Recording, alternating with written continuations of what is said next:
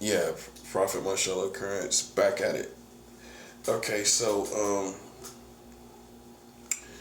this is basically like part two. Like I said, man, people out here starting problems, and they got to take what comes with it. You know, just now, just somebody came up here, and he don't know that he was trying to trigger me because they thought they had a psychological attack, right? That show you how sharp I am, buddy. You ain't got nothing on me. He spoke to me about somebody using a sink. This is where I'm staying in this emergency housing, right? Waiting for an apartment. So he knocks on the door, knowing I'm using the bathroom. Are you gonna talk to a man? That's suspect already, talking to a man as he's using the bathroom. Right? Yeah, come on. All you trying to do is trigger me, and I'm too smart for that. So that just brings down the house. I guess I just brought the house down, didn't it? Well, you ain't trigger me. You ain't called me on nothing. See, this is one thing with psychological stuff I realize. If I'm smarter than you, you're going to misread what you hear. If I'm more high ranking than you spiritually, you're going to misread what you see and hear. You don't know what you see and hear. You know why you don't know what you see and hear? Because you believed a lie from the beginning. So guess what? You created lies from the beginning. So guess what? Demon spirits come in and give you the lies that you want. That's all you getting, little buddy. But I'm glad it let me know the nature of it let me know the condition of the battlefield, so I could just go ahead and keep doing what I'm doing without mercy. See, right there, when you get quiet, enemies know they can't do nothing. Right? That's why they jump on anything. And see, for that to work, I gotta feel the same way. Now, I told these boys, I do mean boys, I'm way more advanced and way more dangerous than you. Stop playing with a fully grown lion, buddy. He talking about he just let me know. How you gonna just let me know when I don't have no authority over the building? He said somebody else gonna be using the sink. So have I ever proved to be territorial over anything in here? So why would you feel the need to tell me somebody's gonna be using the sink? Because you wanted to speak to me as to say you got me, but you didn't. That's all it was. See, I told these people I've been through a million of them like them. I've been through a million of them suckers like that. I never liked that dude from day one. I never liked him. I ain't never liked him from day one. Okay, because I already know your position. You a funky Freemason or Illuminati or one of them. I don't care which one. It's tomato to me. Rotten tomato. Rotten tomato. Yeah, man, listen. We still gonna win. We still gonna go to war, even if you was right. But we don't play by their rules. Tell these lame boys we don't play by their rules. These Bill Cosby kids. We call them Bill Cosby kids. Tell these Bill Cosby, because they don't come from where the streets we come from. No, they don't. They ain't built like we are. They black, but they Bill Cosby kids. They grew up in these good situations. They grew up in they probably got police in their family or something like that. Or they probably got Freemasons in their family. I bet they do. I bet they at least got Freemasons in their family, don't they? Listen, man, you a Bill Cosby kid, brother. Buddy, you a Bill Cosby kid. What you need to be worried about is I sent $36,000 last night to Colombia. You need to be worried about that. Instead of trying to trigger me while I'm on the toilet. Trying to trigger me while I'm on the toilet. You know what I'm saying? Come on, man. Listen. If I expose your game, then I'm higher ranking than you. I'm just saying. If I expose your game, I'm higher ranking. Then leaving on the light. What's the purpose of leaving on the light? Thought I was a cat. Oh, gotta leave the light on for him. So he leaving on the light to try to trigger people. Oh, to say we won. Man, bro, I don't care nothing about that.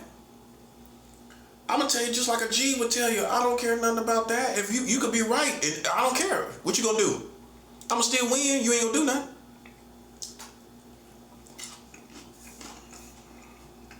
I'm just saying. See, you can't let nobody ever tell you what you thinking. I know what I'm thinking. What you thinking? You thinking you can win? You thinking you can win, don't you? You thinking you can win? So that's just letting us lay the hammer down even more. I'm glad that happened. You know why? Because I'm gonna be even more merciless. Merciless. I ain't used that word in a while. Merciless. I ain't gonna have no mercy. We already put $36,000 down in Colombia. Sometimes things work like that so that they can be revealed and exposed. They don't realize it's them being exposed. Because we still can see you playing games. Because it was quiet for a little minute. They weren't turning on the lights and all of that. You know, they was doing that. They used to do that. They know I don't like the lights on in the hallway, right? So they be turning the lights on purpose as witchcraft, as a form of witchcraft. You know what I'm saying?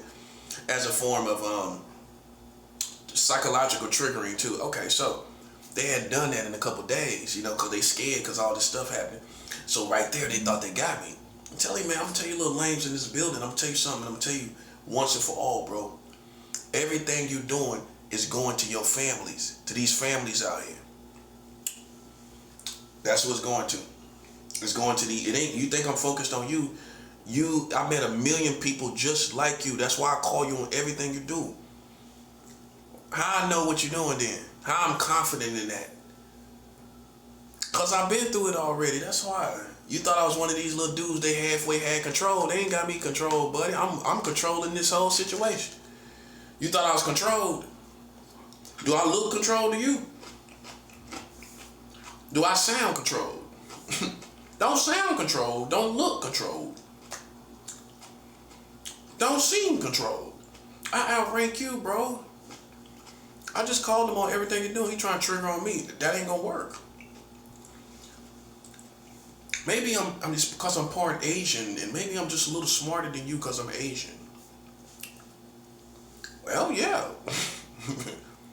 Well, just like some races got big feet and big endowed in certain areas. Me being Asian, I'm part Asian, Filipino. I'm endowed in certain areas that maybe you're not that endowed in. I call that a mile away. See, once I can control the atmosphere, I can call everything that comes into it. I can call everything that comes into it. I can feel it. I know what I'm talking about. So you gotta be confident in what you feel. See, they try to do the same thing, except it don't apply to me. Your rules don't apply to me. Because there's too many things you don't consider. Like, I'm probably smart, however, I already prove I have a higher IQ than you. Well, I know everything they're doing. I called it all the way through. So, what you probably read in my mind was a little smarter than you realized. That's it right there, that's 7 hours. And that's it, bro. Remember this. With telepathy and psychological games, if you're smarter than them, and you gonna figure that out. If you're a very intelligent person, most likely, as far as these secret society people, you're smarter than the average one, even though they can read minds and all of that. That doesn't make them have a higher IQ. They don't have a higher IQ because they can read minds. They'll play it like that. And if you're not smart yourself, see, I'm smart enough to know this is what makes you genuinely smarter than them. I know just because you're a telepath or a psychic or whatever you are, that doesn't give you a high IQ. You could be a dumb mind reader. And you don't know how to read what's coming across my mind. Now, do you? Okay, you can study me all you want. Study away, buddy. While you study away, we're going to warfare away. We're going to warfare out here every day. You see the changes in the world? We in spiritual warfare against your community, buddy. You turning around and looking at the community. While you playing games ahead, you looking at the community. Just remember, buddy, just keep this in mind. This is for all the little staff in this building. Just remember, I'm a little more dangerous than you realize. I'm a lot more dangerous than you realize.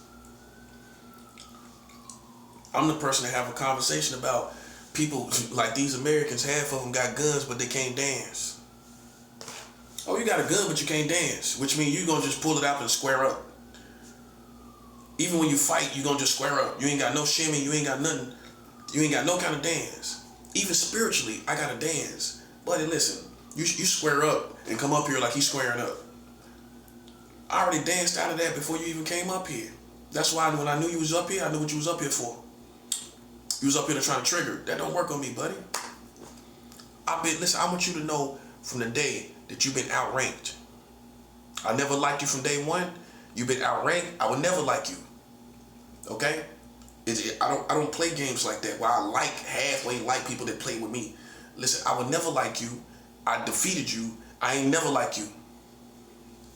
From day one, I ain't like you. Okay? And that's how you gotta move, bro. That's how you gotta move. That's what I try to tell these lame dudes, bro.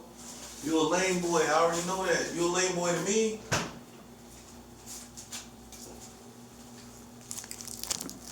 Now you're in trouble. Cause that started another war. That's how we look. Yeah. Listen, bro, I don't fast for 3 days and get played with in a honeycomb clubhouse, in Mickey Mouse clubhouse. I don't get played with suckers, no, not one time. What I'm gonna show you is you don't supposed to be playing with me at all. You ain't gonna ever catch me with my pants down. I was in there and knew what he was doing. I know what they doing now. You just sitting back and you put me in this situation for the last time, buddy. Ironically, this is your last dance, buddy. This your last dance right here. You can feel it, can't you? Me being in this building with these lame dudes from these secret societies. We left you back in 2025. I know you know that, right? But this is your last dance right here, buddy. Hope you have fun, because this is your last dance.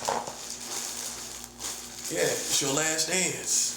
You ain't gonna be able to play with us no much more longer, buddy. You can't hold on. You can feel it, can't you? You can't hold on too much longer. You can't hold on too much longer. Yeah, that weak stuff they doing. And my thing is this: it ain't gonna. I'm a soldier that is a student of Sun Tzu. Sun Tzu taught this in the Art of War. A general cannot be delicate in his honor. I'm not delicate in my honor, which means I ain't gonna feel like the whole world is falling apart if I have a wrong thought. I don't care. I'm gonna keep going. That's how you free yourself from that. I'm gonna keep going, right? I don't care what come across my mind, buddy. You thought I was a dumb little dude, dumb little black dude, didn't you? How you feel about that now? Man, listen, I can show you how black people will think you dumb because you black. Oh, you don't think so? Oh, yeah. So no black people wouldn't think that. Yes, they do. They think you stupid because they ain't never seen to them, they ain't never seen nobody smart as you. Well, I ain't never seen a black man smart as him. I swear that's how they think, bro. You gotta watch these people, man. That's how they think. Like you can pull some wool over my eyes. You can't fool me, buddy. This is the last time you put me in this situation like this. We made you pay for it too, by the way. We made Brooklyn pay for it. It's on Brooklyn, the tab's on Brooklyn. Yeah, we ain't playing no games at all. I ain't playing no games at all, buddy. Cause see, you don't get to move when your country is marrying children. You don't get to make a move. Well, I'm not marrying children. Well, don't you sound retarded? Don't you sound very freshly retarded today? You sound very freshly retarded today. Well, it don't have to be you, it's your whole country. Okay? Once your country has done this, you don't have any place to stand up anymore. Tell a retarded boy he doesn't have any place to stand up anymore. Well, maybe he thought he had the time, maybe he thought he could stand up because he ain't doing nothing. Your whole country is doing is marrying these children, buddy. You can't stand up on nobody. And that's that. Even if you was right, you can't stand up in a country that's marrying children. Now, you feel good now? Do you feel good? Do you feel good? Do you feel good? Do you feel good? You can't stand up in no country just sexing children down, buddy. You a little retarded boy from the 80s. Like, you remember they thought the A-Team, and I bet he grew up on A-Team, didn't he? He grew up on the A-Team and Rocky and all. Hey, he grew up on Rocky, A-Team, Sylvester Stallone, and he came out here in the field like he Mr. T, didn't he? Hey, I'm painting the right pictures, ain't I? Hey, they came out here in the field like they Mr. T, huh? Until you realize that image of America couldn't be real because they've been marrying children the whole time. So the A-Team and all them images of these superheroes and doing on these superhero missions in these different worlds and dimensions, that's all fake because y'all marrying children. Oh, I know, I'm right. I've been through it too many times. So imagine if you've been through this a million times and you already done sized this person up and you know he playing games too anyway. Okay, so what's the odds that it's not true? Right, come on. I don't even doubt myself at this point. I don't even doubt myself at this point. And that also means I don't doubt who I am. Oh, you thought you could gaslight me? That's the term for it. You thought you could gaslight me? You can't gaslight me, you sucker. Y'all lost. And we dropping the hammer down on you. I'm working with the Treme community down in New Orleans. I just sent money down there and just hit to them yesterday. I said money that hit yesterday. I sent money to Colombia, $36,000. That's what you need to be worried about, like I said.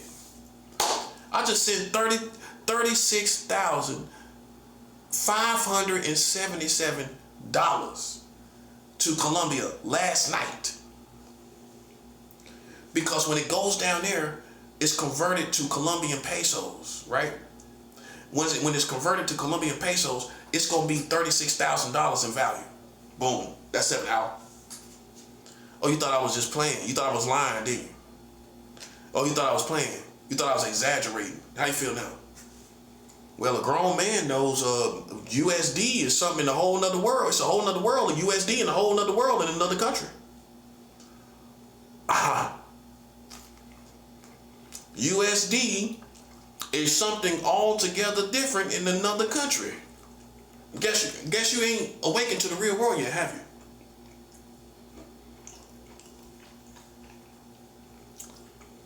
Okay? Stop playing with me, bro.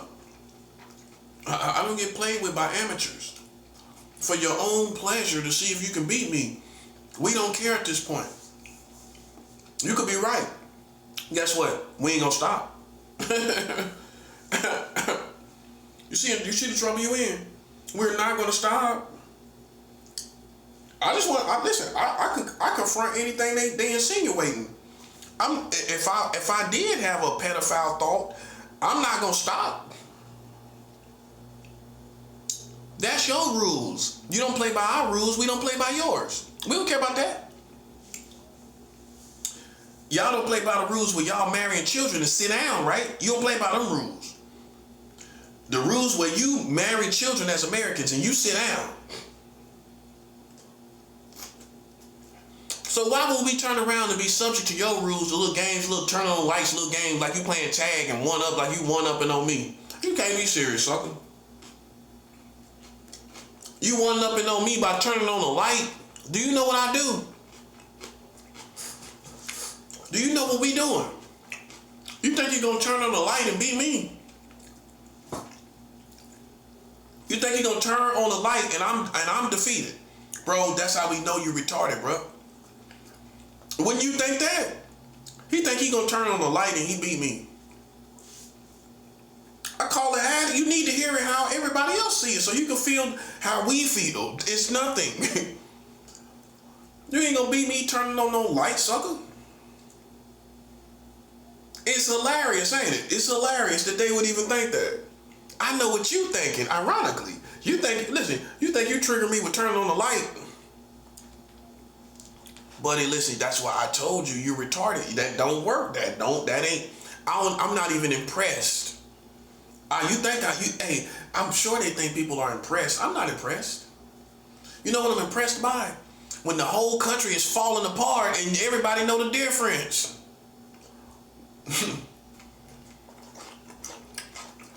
The whole world, the whole country falling apart, and everybody knows. That's what we're impressed by. What you impressed by? Somebody turning on the light, trying to trigger you psychologically. Because this ain't nothing but a nest of psychics and telepaths, right? Okay, we got that down pat, right? We understand what that is. Okay, but you ain't able to affect the real world, are you? No. So you're still subject to the real world. You're still subject to the real world, aren't you? Well, yeah. You didn't miss a beat with being subject to the real world, are you? You didn't miss a beat being subject to the real world. Well, you're right where you are, where you were. Where you were. You're right where you were. You're right where you were. You're right where you are. You know how Jamaicans put a strong R. You're right where you are. I say it like a Jamaican. You're right where you are. You're right where you are.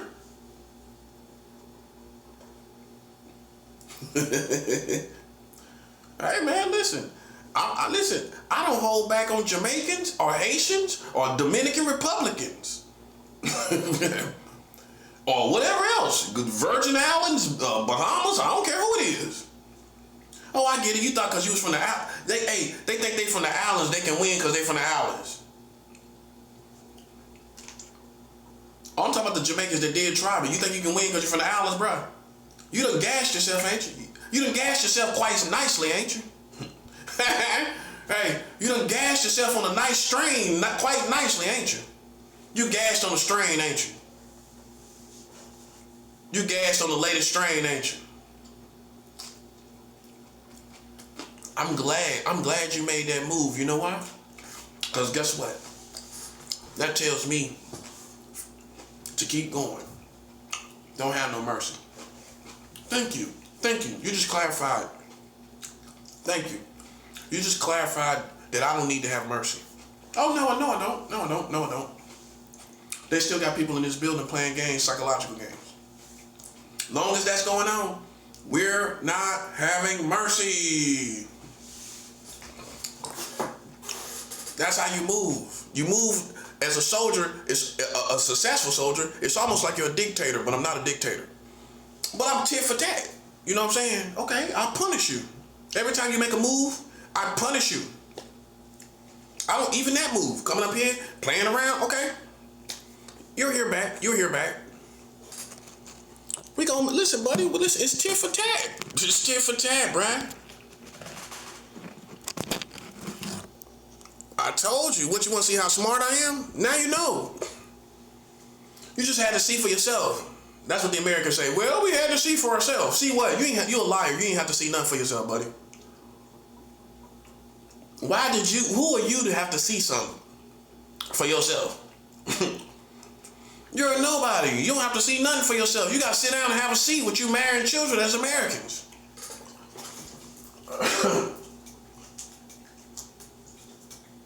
You need to sit down and have a seat. Oh, I get it. Because he think he around the same age as me. He on my level. Man, I'm wise beyond my years, buddy. I'm wise. That's why I don't deal with young people. I'm wise beyond my years. You can't tell that. Well, you couldn't have the conversations I'm having. Could you do a video like me? No, man. We know that, man. No. If you could, you already be doing it, because we know you're an opportunist. Hey, how we know you'll be doing it if you could do it is because we know you're an opportunist and you'll be doing it if you could do it. Oh, I'm pretty sure you would. That's why come on, stop playing with me, bro. But then I'm subject to you is my thing. That's my thing. I'm not subject to you. I'm going to teach you, little bastards. I'm going to teach you. I'm not subject to you. You think I am. You think, listen, you going to learn to listen, to mind your business. I don't even care about you respecting me. I don't care about that at this point. You going to mind your business. It's tit for tat. They slide, we slide. As simple as that, bro. That's how I'm looking at it. You can't blame me for that. If I'm minding my business in my own zone, you know what I'm saying, just doing me, and somebody come play a game and I know they playing the game, I'ma slide every time, bro. You'll hear back, man. Your country gonna hear back. That's how we move. Listen, I don't care where we at. I move like the jungle everywhere we at. You can call me the jungle. You know how you got the rapper called The Game, right? I'm the jungle. As in him, he say he the game. I'm the jungle. I'm the jungle, buddy, everywhere I go. That's one of my aliases, the jungle. What's your name? The jungle. The jungle? Yeah, okay, yeah. Got plenty of beasts in here. Got plenty of beasts in this jungle. You'll get devoured in this jungle. See that part? Tread, you'll tread and don't know what you're doing. Boom, detected. Now see, in another world, if it's anarchy, you would be dead. But you're not worth it right now. You're not worth it right now. In another world, you'd be dead, buddy. Checkmate. All you need to listen, all you did was prove to God you need to sit down somewhere. You need to be made to be sit down somewhere. That's all you just proved. Thank you. Thank you. See, sometimes it works out like that just to get them stirred up. That's a test for you. You just failed. I'm just showing. I'm calling it how I see it. I'm calling it how I see it, bro. You know what I'm saying? And see, that's why people on my side, just in case, see, you thought it was like because I'm just a nice guy. No, because people see you playing games. You represent that. You the same. You just the type. That's what we talk about right there. That's what we talk about. That's exactly what we talking about. And you think I'm too stupid. You think I'm one of these dumb little dudes around here that don't know no better. That's what we talking about. I'm a papa, buddy. I got a grown son. My son is 18. My son will be 19 next month. Give you some history on Black History Month. I'm black and I give you some black history. My son will be 19 in Black History Month.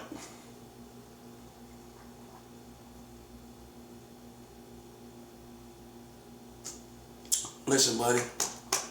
If you know I know that much, don't you know you in trouble? You still don't get it, do you? You don't get it. You don't get it, do you? Well, if I know that much, don't you think it's a lot of trouble ahead? It is, buddy. I just don't worry about it. I'm not worried about you. I'm always out there too. I'm always in the streets. I'm always out there. No, that's not, listen, man. People gotta know you ain't scared, bro. I ain't scared of no street. I ain't scared of none of this. I want people to realize this. I did what I said I was gonna do. They didn't think I was gonna do it. I came here, this country has changed, and people still sitting around turning on lights like that's doing something to me. See, you probably was the type of dude that plays basketball and you was a sore loser, right? You a sore loser, ain't you? Nobody don't like to play with a sore loser because they ain't gonna admit they lost. Who want to play a game with somebody that can't admit they gotta sit down? Think about it, I'm talking about as a real man, not a suspect. Not a suspect man. A real straight man, right? How you gonna play basketball with somebody that will never admit, okay, y'all beat us? It's no fun. Because if we win, it don't get acknowledged. That's 7 out. Think about it. So then that's why I wouldn't dare play a game with people that when we win, it don't get acknowledged. Come on, oh no. I know your type. I know your type, buddy. Oh no. We done beat y'all too many times and y'all didn't acknowledge it and not for what it is by sitting down. That's how you acknowledge it, by sitting down. Just like at the Super Bowl, you lose the Super Bowl, you sit down. You don't try to stand up and walk around like you won. That's how they do it. You won the Super Bowl. You know how they got the cameras on you when you win the Super Bowl? These dudes walking around like they won. Yeah, hey, what's going on over here? They the losing team walking around like drinking champagne like they won.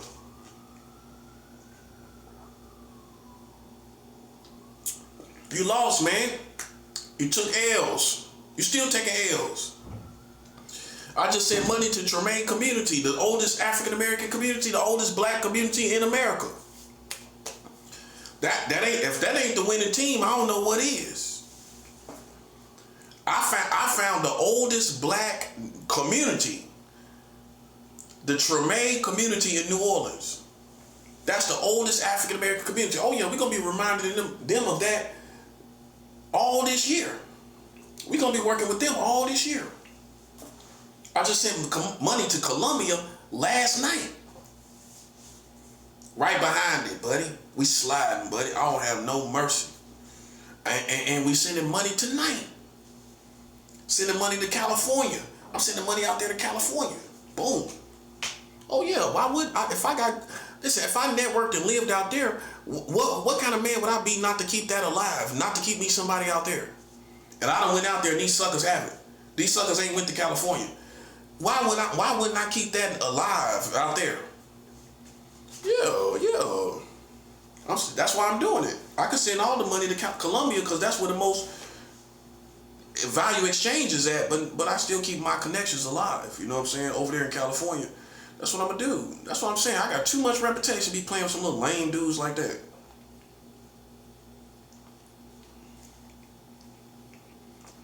Tell them to sit down, bro. Okay, we already know what you do. We seen it a million times. We're not impressed no more. Ain't nobody impressed.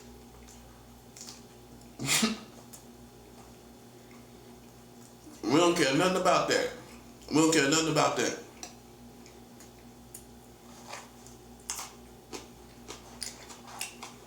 Okay?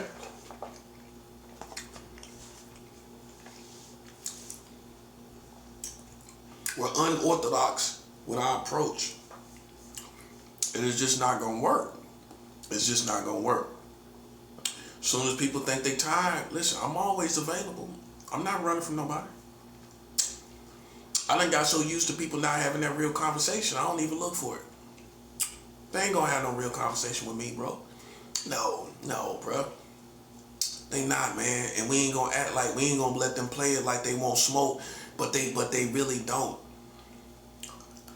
You want to play games in your convenience behind closed doors where you don't even got to see the other person because you can't face that person. You can't face me. Not in your position. Not knowing your position, not realizing your position caused all these problems. Your position caused all these problems. Don't nobody respect you. Oh, you forgot about that, didn't you? Like, people don't respect y'all for causing all these problems. Yeah, you already got something on your plate, don't you, sucker? Yeah, like all these people realize whether I was right or wrong, you did too much on one person. I told you if I was wrong or right, you still dead.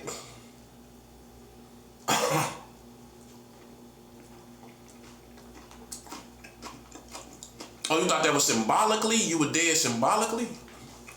Symbolically? You thought it was symbolically, wasn't it? You thought you was dead symbolically. Hypothetically. You thought you was dead hypothetically. Man, listen. I don't treat you like a lame if you don't act like one. If you act like one, I'm going to treat you like one. You come up here with that little lame stuff, and I'm a veteran. Listen, I get respect from military. Real military. The only military respect you get is those within your little dumb secret society. Them the only ones respecting you. You ain't getting respect from military men outside of Freemasons, outside of secret societies. There ain't no military respecting you outside of those groups. The only soldier military respecting you is people within the organization of Freemasons. Think I'm stupid? I'm getting respect from real military, sucker.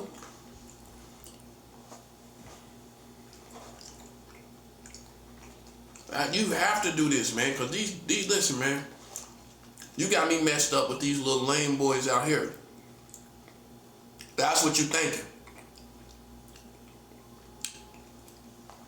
I regulate every single time. As soon as you start letting it pile up, listen, buddy, now you looking like a lame. No, I nip that in the bud every single time, buddy, to let you know how sharp I am every time. Like people coming and stealing something out of my room because you knew I was about to drop that $1 million. So they come in here looking for money. That's what they was looking for. What you probably thought is I left the half of it. You probably thought I left half of it, and then it was gonna come back out here and come back and write my letter. You thought I left half of it. Yeah, you did. That's what they thought. They was hoping I would slip with the money and the bread in here. And I could have, the funny thing about it, I could have easily done that too. Just being comfortable. The money that I sent down there that came out to be $1 million in Colombian pesos, I could have left that when I went to get the other half of the money. I could have left it.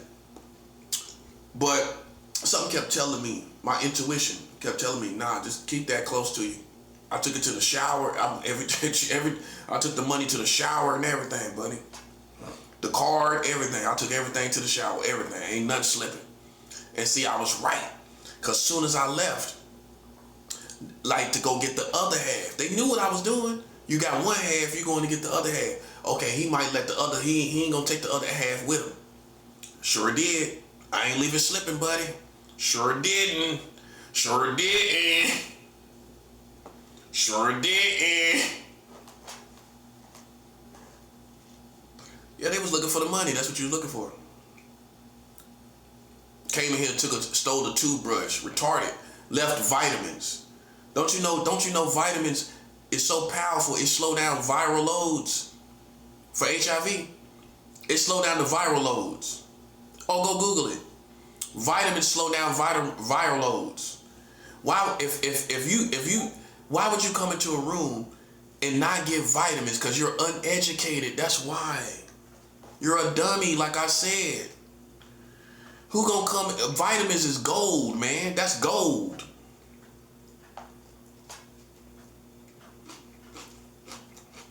You already proved you're lame. You came into a room and stole vitamins was in here and you ain't take vitamins. Who does that?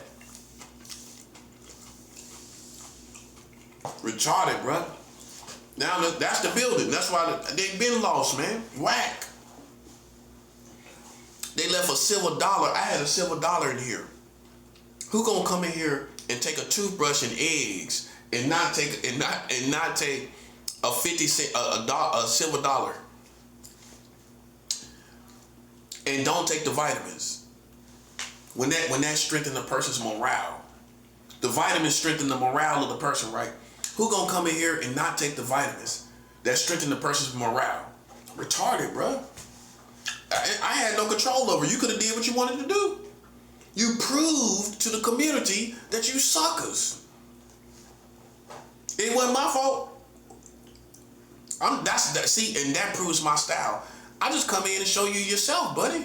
Listen, I ain't had nothing to do with that. You could have did anything. You came in here and took a toothbrush. I replaced it instantly. As soon as I knew it was gone, I put on shoes and went and replaced it instantly, man. Within 30 minutes of knowing it was gone, I already had a new toothbrush. I had a new toothbrush 30 minutes later. If you would have stole the vitamins, I couldn't have replaced that until now. Like literally, around this time, I couldn't have replaced it. I wouldn't have had no vitamins. That slowed down viral loads and everything. Stupid, bruh. You didn't even know that, did you? You're not educated. It slowed down viral loads. Go look it up. But a doctor can't tell you to take it because he'll lose his practice.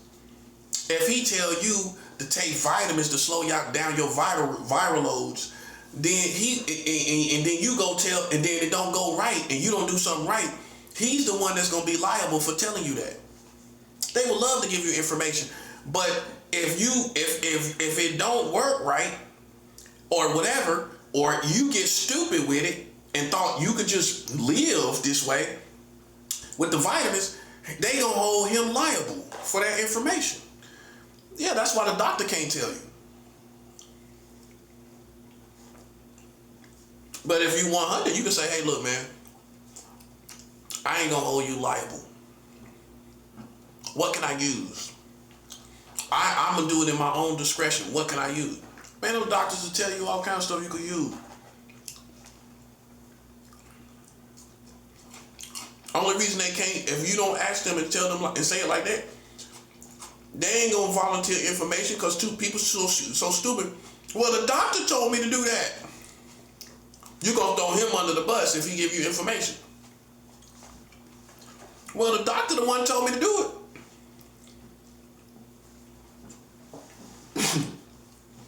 The doctor told me to do that.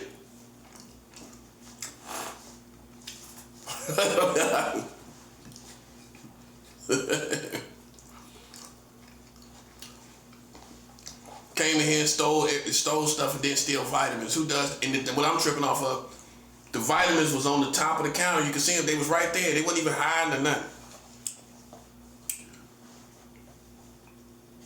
Yeah, that slow down viral loads. You can go Google it right now. It's vitamins, multivitamins slow down viral loads. I've been taking vitamins this whole time.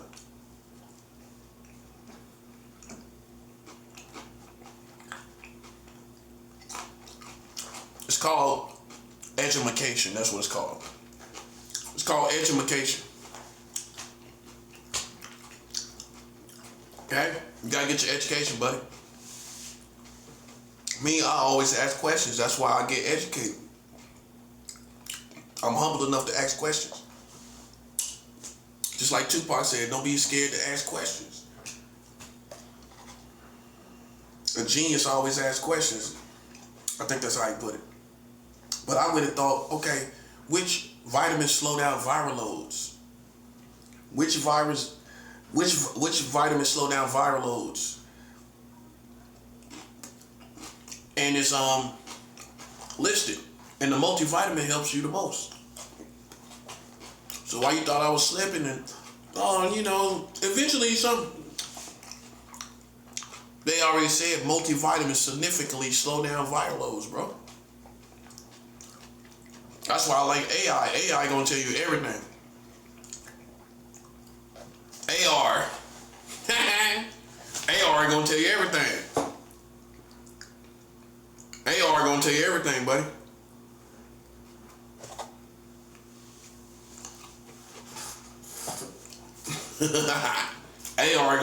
AR told me everything about what I need to do. Let's put a little funk on AI. AR. That's AR. Well, it's not called AR. Aren't you a geek? Last time I heard it was called AI.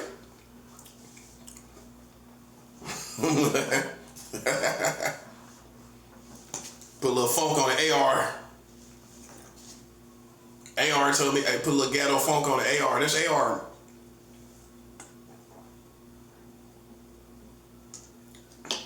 AR tell you everything you need to know. Show you how you slow down your viral loads, everything. I just had the thought, what can slow down the viral loads? Sure enough, man, taking a whole multivitamin is what's gonna do it.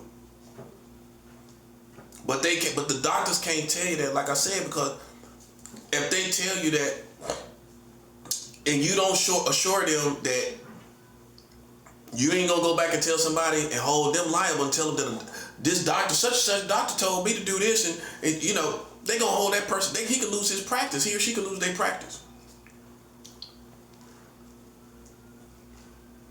So they can know what to do. Think about it. A doctor gonna be inquisitive. What actually helps? He can't tell you that unless you ask.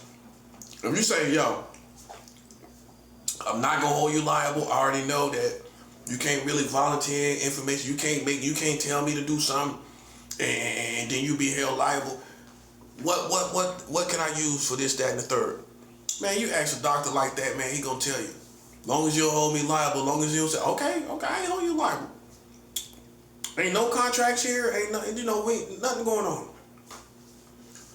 It's my word against yours anyway. You gonna think about that? Well, that's true. How I'm gonna win just saying you told me to do something. That's got to be written down. Now, if you prescribe, that's going to be more credible. But if you don't prescribe me no vitamins or nothing like that, then how they gonna hold you liable? This is my word against yours. That's why I try to tell these other suckers, man. You know, testimony ain't nothing these days, sucker. You can go around and say all the stuff you heard and nobody cares. Cry me a river, cause we don't care.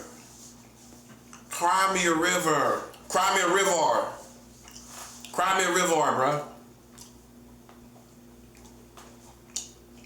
Cry me a river, cause we don't care, bro. All you guys' testimony, we don't care, man. That's the real world we live in. Welcome to the real world. You gotta have more than testimony, sucker. What you think you're in 1965?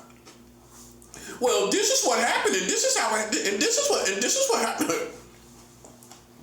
You ain't getting nowhere with that. As soon as you come in the courtroom, okay, evidence. Anybody got receipts? It's right there in your face. That's the first thing you're gonna be. Listen, first and last thing that's the only thing you're dealing with. Evidence, big buddy. Testimony ain't nothing. Cause you not credible enough yourself for people to trust your testimony.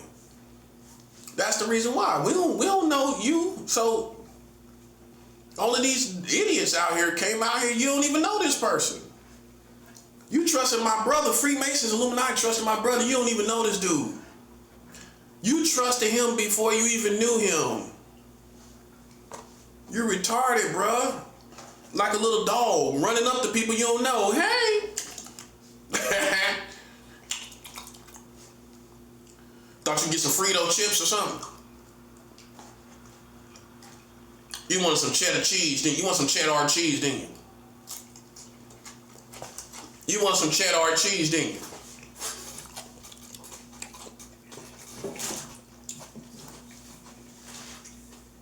Well, I was actually shooting for filet mignon.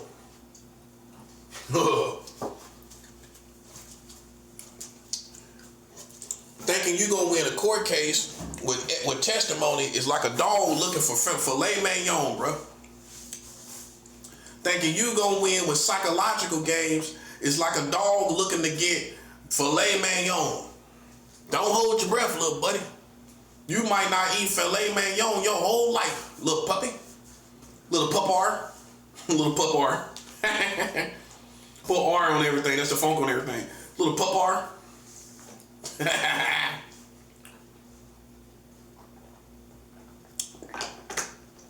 You little pupar, ain't you? Coming out here with testimony and thinking you're gonna win is like a dog looking for filet mignon. You can't win with no testimony. Nobody don't care about what you talking about. You because if not for any other reason, you're not credible enough. And let's tell the secret society, you're not credible. Okay, you're not credible no more. You said everything about me. You couldn't prove nothing. You're not credible. Nobody ain't believing none of that stuff. Oh, okay. Well, I turned out to be someone totally different. We ain't gonna consider that. You ain't considering that. Well, you supposed to be able to read people. You know what you know. Why you didn't know that I'm a whole different person? Why you didn't know that part? Yeah, we tired of you acting like you so credible. You ain't credible. Sit down somewhere. Sit down anywhere. Not sit down somewhere. Sit down anywhere. You know how people tell you sit down somewhere? No, sit down anywhere, bro. Sit down anywhere. Yeah, sit down anywhere, bro. You coming out here talking about pedophilia in your country, marrying children. You ain't got no receipts. You ain't know who I was. I became right before your very eyes. You realized I was a whole different animal than you was told. No pun intended. I'm a whole different animal than you was told. And so you don't got no credibility. I'm gonna tell you like G Money, you ain't got no credibility.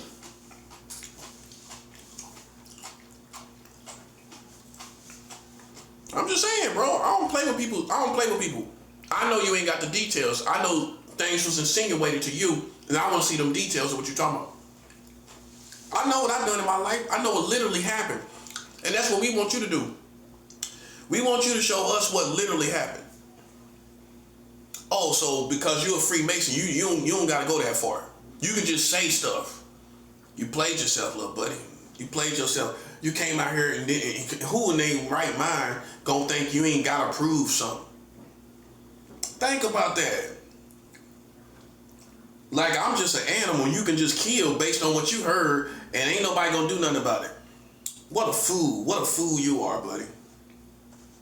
What a fool. You're a big fool, buddy. Played yourself all the way. Played yourself all the way, bruh.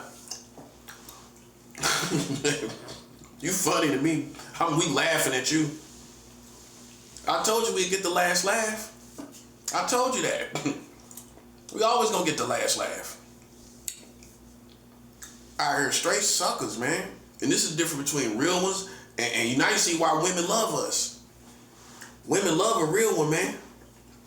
And what dudes hate about it is we ain't gotta have all that money and all this other stuff that all these other men gotta have. You know, we ain't gotta have all that. That's why they can't stand it. A hater can't stand it because they gotta go trick off on these females. We don't. We can get us a good woman and get married and all of that. They can't do it. They can't find nothing. Cause you ain't got the goods. You a sucker. You know what I'm saying? Listen, listen. You can't feel sorry for a sucker, can you? I mean, he a sucker. He a sucker. That's what it is. I mean, even your basketball coach can't make you not a sucker. Well, I can't help you if you. I can just help you play basketball, but if you a sucker, I can't do nothing about it. Your daddy standing around, your family standing around. They can't do nothing about you being a sucker. All they can do is give you a little money, a little piece of money. They give you a little piece of money now. They give you a little piece of money. They give you a little piece of money, don't they? We get a little piece of money and make it $36,000. I made it $36,000 last night. Last night. I turned it into $36,000 last night. Tell the American police I turned it to $36,000 last night.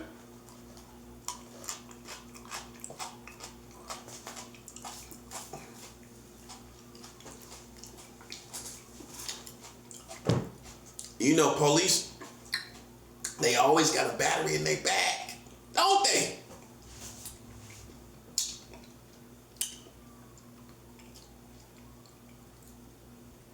They got a battery in their bag, don't they? They love to hunt people. You gonna take me seriously, buddy? $36,000 last night.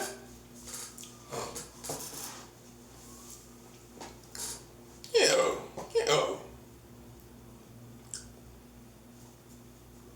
You should have left me alone. You should have left me alone, bro. You know I'm real, then why you gonna keep playing with me? What you think I'm gonna do? I'm gonna respond like a soldier. That's what I'm gonna do. Well, I don't know what else you thought. That's how we looking at you. Like you retarded. I don't know what else you thought, buddy. Looking at you like you're retarded. Well, I mean, he came out here. That's all we can say. He came out here.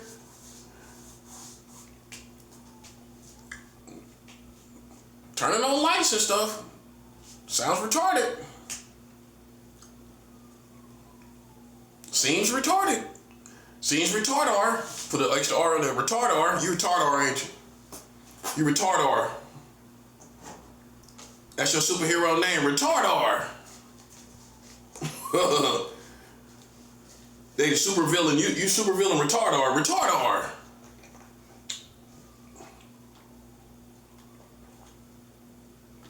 You retardar, ain't you? There go retardar. There you go, right there. That's retardar. He think he actually doing something in the real world. That's retardar. That's retardar. Retardar. He thought he was on the road, didn't he? He thought he had me, didn't he? Retardar think he had me, didn't he? Oh, this is real. I know it's real. And guess what? Guess what? Also, I know I'm winning. Yeah, I know I'm winning. And guess what? I know I'm winning real good. Oh, you didn't think I was aware? Boy, oh boy, I tell you. But then you the main one talking about you can read people and you know what you know, right? Right. So you thought I was doing this and I wasn't aware I was winning? Bro. Bruh. Brar. Brar.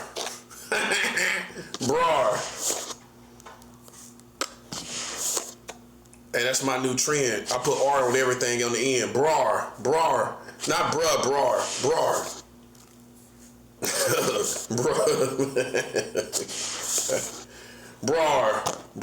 Come on, brar. Brar.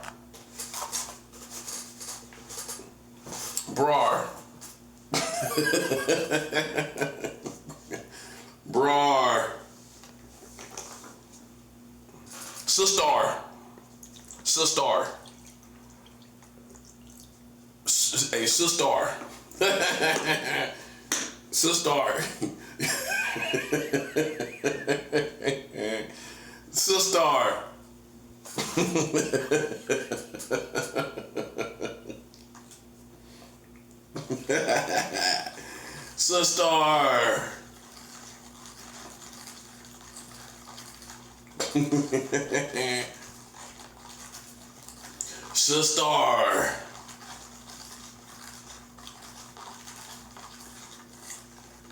Following them Freemasons.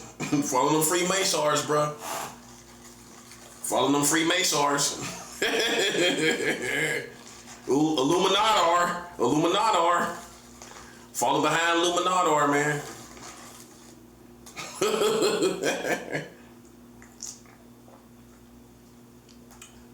Follow behind Freemasons and Illuminator, man. That's what did it to you.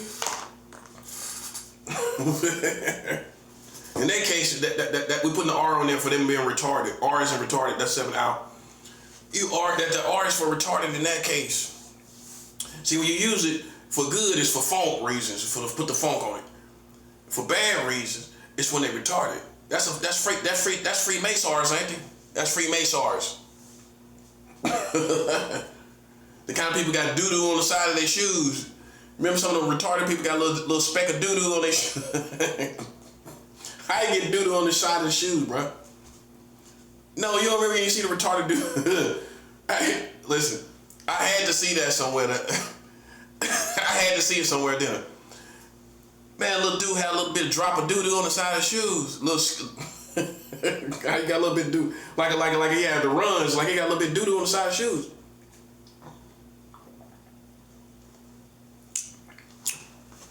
Bro. Listen, man, how y'all listen? How in the world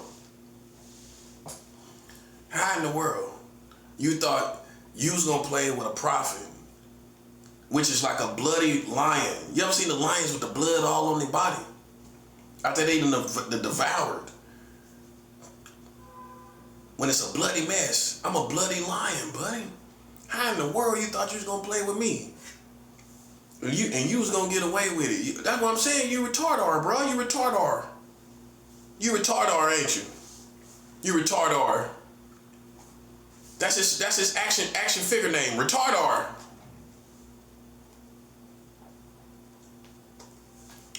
Retardar. He thought he was Zorro, didn't he? Zarar. You thought you was Zarar, didn't you?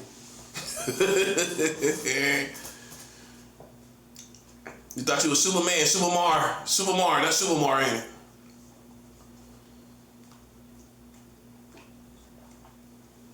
I keep putting the R's on everything, buddy. R for retarded. Retardar. They retardar out here, ain't they? 2026, they retardar, ain't they? You can't stop my money, or then, can you? My money. You can't stop my money, or can you? You can't stop my money, or buddy. You can't stop my money, or can you? Nah, you can't stop my money, or buddy.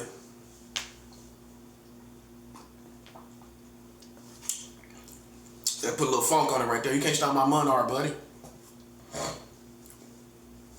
You can't stop my monarch from going down there to South America. You can't stop my monarch from going over there to California. You can't stop that monarch from going over there to Treme community down there in New Orleans. That monarch going down there, buddy. That monarch already down. That monarch on the way. That monarch on the way.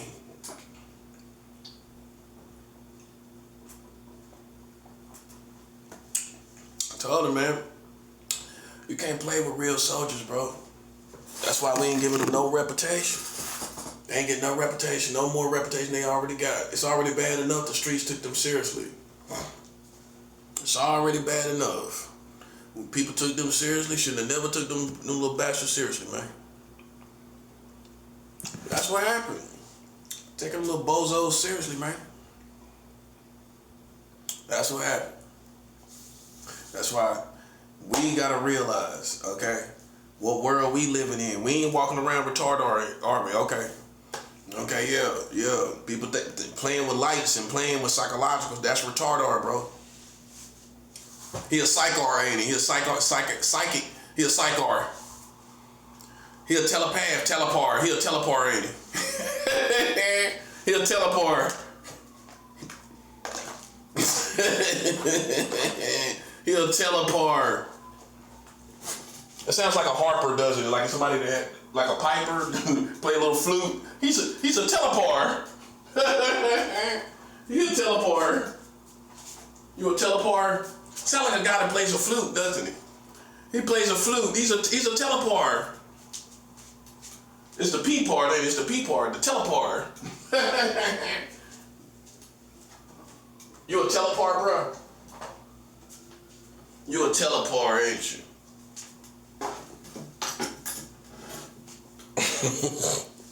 You a telepar.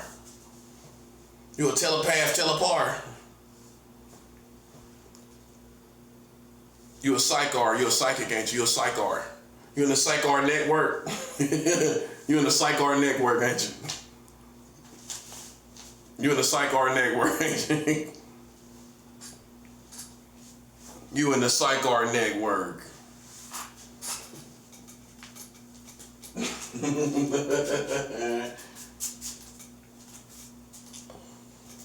You in the psychar network, ain't you?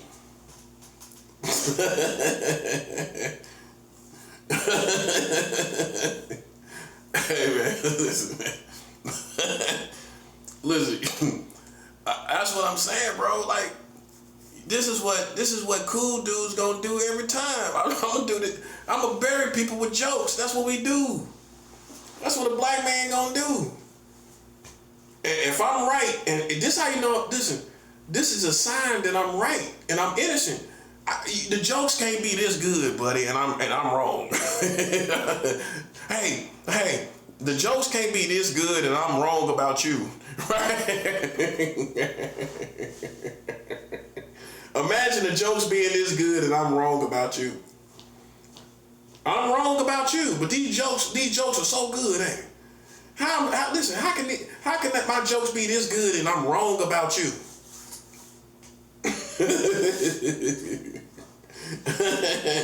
Oh man, I tell you, boy. Cause it's all coming from how you doing things. So how, you see what I'm saying? Come on, man. Listen, how can I be wrong about you and these jokes this good? It's coming from what you're doing. It's coming from what you're doing, buddy.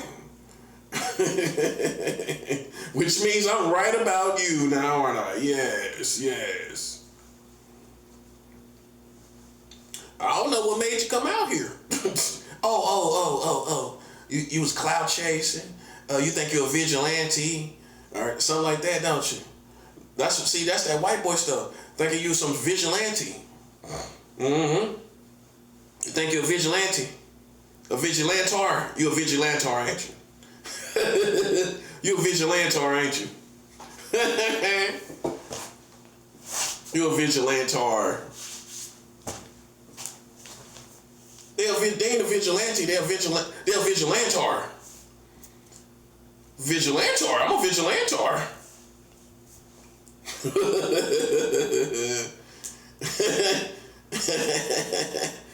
Oh, man. Tell you, boy. I tell you, boy. They shouldn't have put me in this situation.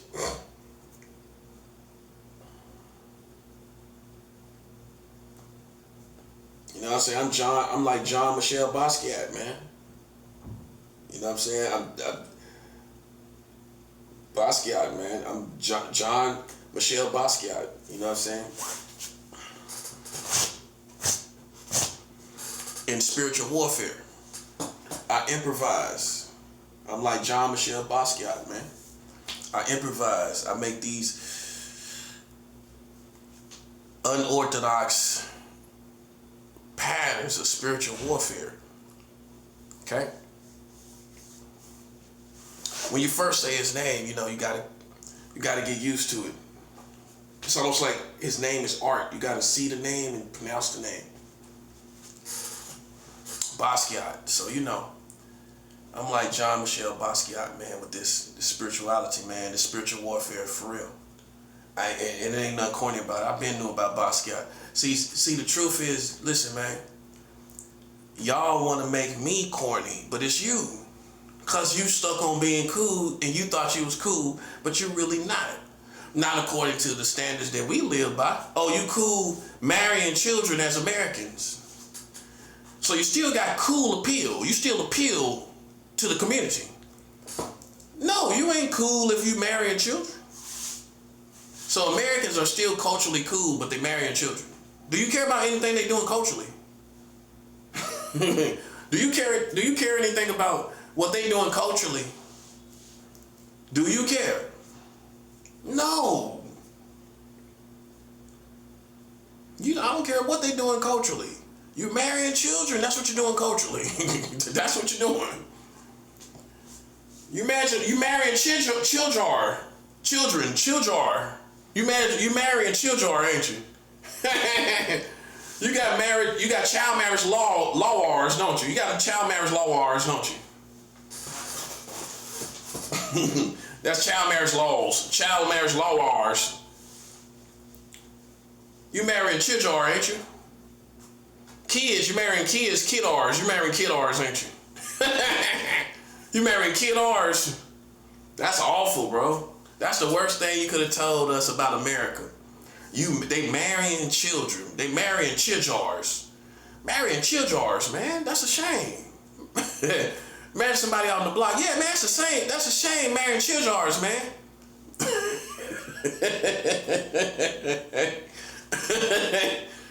That's a shame. They marrying childars, man, out here.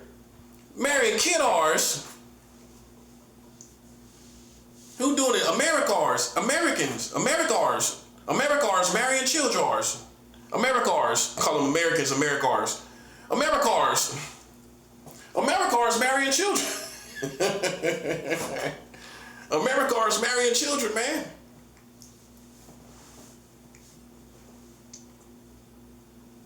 Okay, that's the truth. That's the truth. So, man, you know, all I'm saying is this, man. You know, you put yourself out there. Okay, I'm like John Michelle Basquiat with this. It's not gonna stop. You know what I'm saying? All you're looking for is a little contradiction. Oh, he didn't say his name right one time. Do you listen? Basquiat, you think he wasn't? You think that was you think he ever heard his name mispronounced? I'm pretty sure he did. And he probably thought it was cute with the females. Oh well, you don't say it like this. You say it kind of. He probably liked to correct him, didn't he? I mean, think about it. Okay, so how you say it? Okay, let me show you how to say it. Come on. I'm gonna show you how to say it. Come on, me and you gonna get together. I'm gonna show you how to say it. And I didn't know that he dated Madonna. I found that out yesterday. I did not know he dated Madonna. That's crazy. Madonna dated Tupac and Basquiat. That rhymes, don't it? Pac and Basquiat. Pac and Basquiat, man. Never put that together, did you? She could have made a little song. Park and Basquiat. Park and Basquiat. Park and Basquiat. Hey, well, she could, couldn't she? That'd be kind of a flex, wouldn't it? That'd be a flex, wouldn't it? Park and Basquiat. Park and Basquiat. Hey, I give her an idea. Oh, okay, she go to the studio with that. You wouldn't? Oh, it's a flex if it's real life. How is corny if it's real life? Hey, well, my philosophy is how is it corny if it's real life? Hey, how is it ever corny when it's real? When it's real life? That's why rappers done changed. As long as it's real, then how is it corny? You ain't even got to rhyme that good. Well, everything that guy's saying is real. This other rapper just making up this cool stuff, but that guy right there is talking about real stuff. That's why the rapper the rapper, he ain't even have to rap that much no more. All he gotta do is tell his story. Okay, yeah, I did this, I did it. Oh, that's cool. Well, he's talking about real life. Park and Basquiat. Park and Basquiat. What you gonna say? Oh, that's corny. How's corny when she done dated both of them? That part. How is it corny when Madonna done dated both of them? It can't be corny. And she could make a song about Pac and Basquiat, and I guarantee it ain't gonna be corny. Ain't no how. It's real life. It's the flex that nobody else got. Ain't none of these women dated both of them two men. Show me one other woman that dated Tupac Shakur and Basquiat. And John Michelle Basquiat. Show me another person that dated Tupac Shakur and John Michelle Basquiat. Show me one other woman that did that. You can't even show me another woman. You can't even tell me about another woman that did that, man. That's why everybody tripping like, man. I was like, dang, here we go. Like, Madonna kind of like Pac. Pac dating all these people. Madonna too. Madonna doing the same thing. The legend goes that Lenny Kravitz went to her house, and he was an up-and-coming artist at the time, and he went to her house, right? And she was a jerk. She made him get on the treadmill and run and run and run and run and get on the treadmill and run. Wasn't she a jerk in that situation? I'm just joking. But she actually did do that. Lenny Kravitz went to, and I'm pretty sure if she was attracted to Basquiat and Pac, I'm pretty sure she was attracted to Lenny Kravitz. Especially a young and upcoming Lenny Kravitz. But, hey, maybe he was inspired to make American Woman by Madonna. American woman, get away from me. Just let me be. Don't come and knocking on my door. Don't want to see your face no more. American woman, stay away from me. Okay? Yeah, you didn't think I was that culture, did you? Listen, I'm just a man of God. I ain't out there no more. I ain't doing none of that no more. But I'm way more cultured than you realize. I dig it, man. I know about the first rock and roll song of all time was Louis Jordan, Saturday Night Fish Fry. Some people don't even know that. The first rock and roll song of all time. What song was that? That was Saturday Night Fish Fry by Louis Jordan. Louis Jordan was the first rock and roll artist, pioneer, however you want to put it. The father of rock and roll. He made the first rock and roll song, which was Saturday Night Fish Fry, and that was the first rock and roll song of all time. Some people say Chuck Berry is the father of rock and roll, but Chuck Berry is going to give it to Louis Jordan because Louis Jordan made the first rock and roll song of all time. So see, some people, if you talk, who made rock and roll? Some people that didn't go all the way and get educated, they gonna say Chuck Berry. They gonna say Chuck Berry. But in all actuality, It was Louis Jordan that made the first rock and roll song. Just let me be. When I went to a record store out there in San Francisco, I asked the clerk, did she have any Louis Jordan songs, Louis Jordan albums? She went straight to Louis Jordan. She knew who it was. Yeah, you know what I'm saying? Some people don't even know who Louis Jordan is. Louis Jordan was a black man, the first rock and roll black, rock and roll started with a black man. You thought that black man was Chuck Berry. That black man was Louis Jordan. Yeah, buddy. Come on, stop playing. You got people my age that don't even know nothing about that at all. You know, I done spent nights getting tipsy listening to Louis Jordan. You ain't even done that yet. You ain't even done it yet. You ain't even done it. You know what I'm saying? You gotta remember, I went to see Prince live. I seen Prince live, right? So I seen Prince in concert. See, when I think about Lenny Kravitz long enough, I think about Prince. And just very much the same style, kind of very brothers, definitely brothers for sure.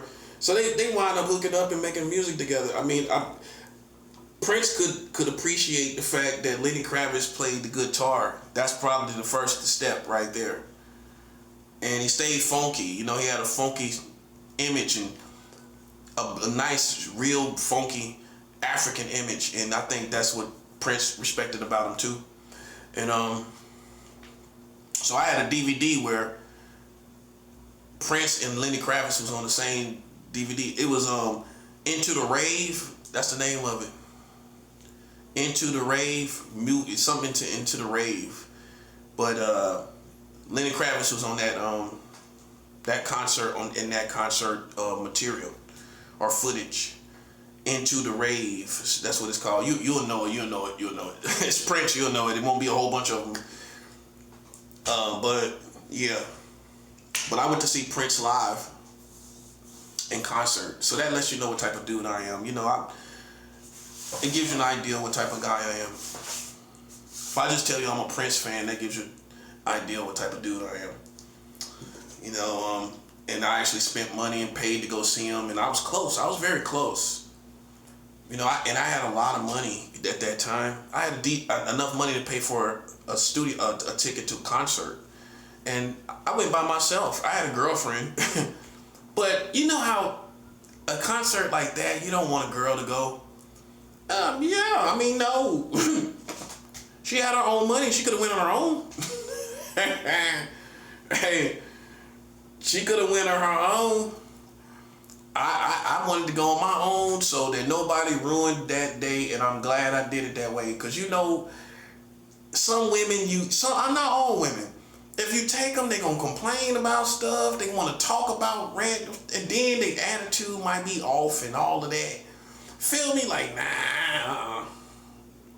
Nope. I went by myself. And I enjoyed my Prince concert. By myself. Nobody ruined it. Nobody interfered. It all went good. And that's how I wanted it to go. And that's how I went. So, you know, I got that history. I can say I went to see a Prince concert.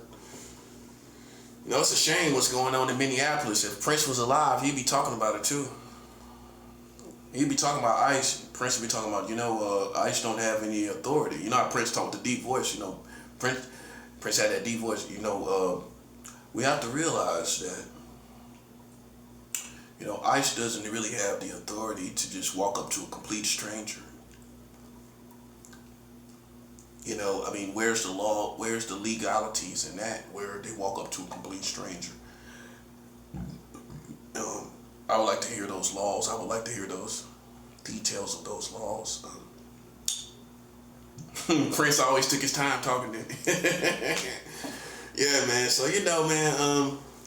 Yeah, so that tells you what type of guy I am. You know, that's why I trip off people, man. Now imagine me being a pedophile going to see Prince. Imagine that. Imagine that, man. That's what I'm saying. Think about it, bro. That's what I'm saying, bro. You know what I'm saying? Come on, bro. That's like, yeah, you know, I gotta agree with that. Okay. You went to see Prince, that tell us what type of dude, you know, you androgynous, you know, you're androgynous, you got the ability to be androgynous, you're, you could be unisex at one time in your life. You know, okay, we get it. We get it. We get it. That's all I'm saying, man. But you know, it's okay. Cause we getting revenge. We getting revenge the right way. And that's all I'm focused on. They want you to focus on something else. Well, I don't know what that something else is. I don't know what there is else to focus on. You know, people playing in my face and I don't get no money from it.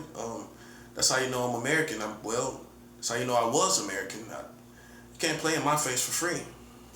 Okay, you can do it. Be a fool. Okay, that's a tab. You know that was a tab, right? You know you got a tab. You got a tar. You got a tab R. You know you got a tab R, don't you? You got a tab for that. That's a tab R. Yeah, you got a tab for that, buddy. I put on your tab R. I put on your tab. I put on your tab R.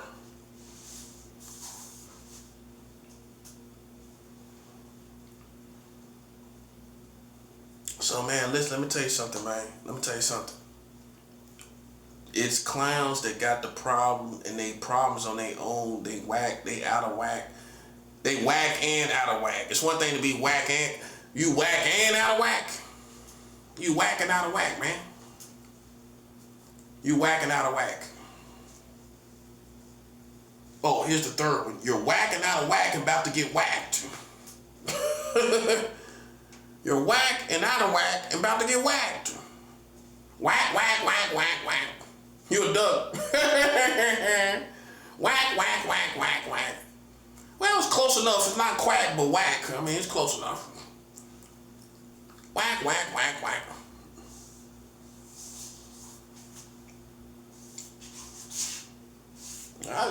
Listen, I lived in New York. I lived here. I lived here a long time. So, I'm New York strong, if not anything else. You're not going to break me. I lived in New York. That's why if you pay attention to how I carry myself and my attitude, you can tell I don't live in New York. I mean, I'm not taking anything off of anybody. Well, that's a sign of a New Yorker. You quick on your toes, I'm quick on my toes, and I'm not taking nothing off nobody. That's a signature sign for a New Yorker. Quick on their toes, buddy. You want smoke? Here you go. Before you can even finish the sentence, I want smoke. Here you go. I want smoke. Here you go.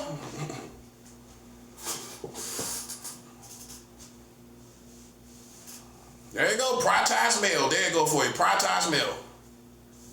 Priority mail. There you go. You want smoke? There you go. Priority mail. There you go. There's smoke for your priority mail, buddy. Ain't no game. That's what I'm saying. I already lived in East New York. I lived in East New York. Everything. I lived on New Lost Avenue. You ain't depriving me of New York. I had my fun. And I had fun over there too. Chilling. I had my first girlfriend. I met my first girlfriend in East New York. As far as New York go. My first New York girlfriend was from officially here. You know what I'm saying? Where we consistently seeing each other. That was in East New York. Okay? Then I moved to Harlem after that. So, see, I had fun. East New York to Harlem, Bed-Stuy first, East New York, then Harlem, boom. Then I went to Staten Island later. I lived out there in Staten Island.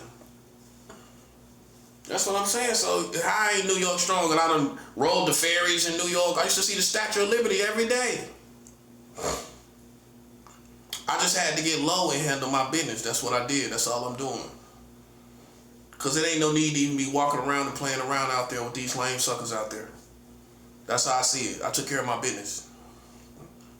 See, now they trying to make up and trying to make, how I put this, they trying to save face and make it look right. You ain't gonna make it look right in your lifetime, buddy. Because we already call it how it is. So, the only thing you can do to redeem yourself is pay a bag. I mean, depending on what type of man you are, you know. Some men gonna look at, well, I'm gonna win. I'm gonna get back in the good graces with the community if I give this guy a bag. Then they gonna just look at me like back to how they used to look at me. Whatever that was, you know. You're gonna be back in neutral. You know what I'm saying? You're gonna be in a neutral place. They might not give you love necessarily, but you're gonna be in a neutral place if you pay that bag. But you don't pay that bag, bro. Ain't nobody respecting that. Nope.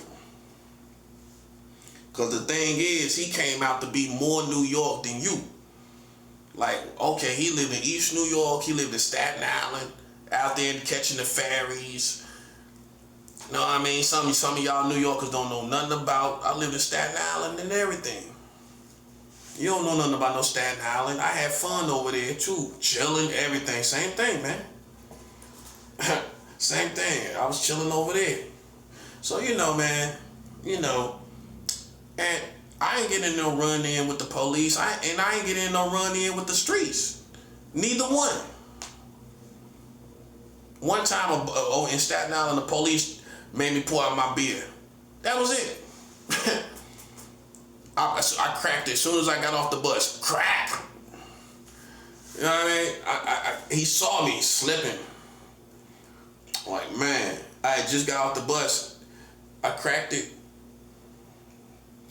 He came up right. I already knew what he wanted. I was like, all right, I'm pouring it out. I said, all right, I'm pouring it out.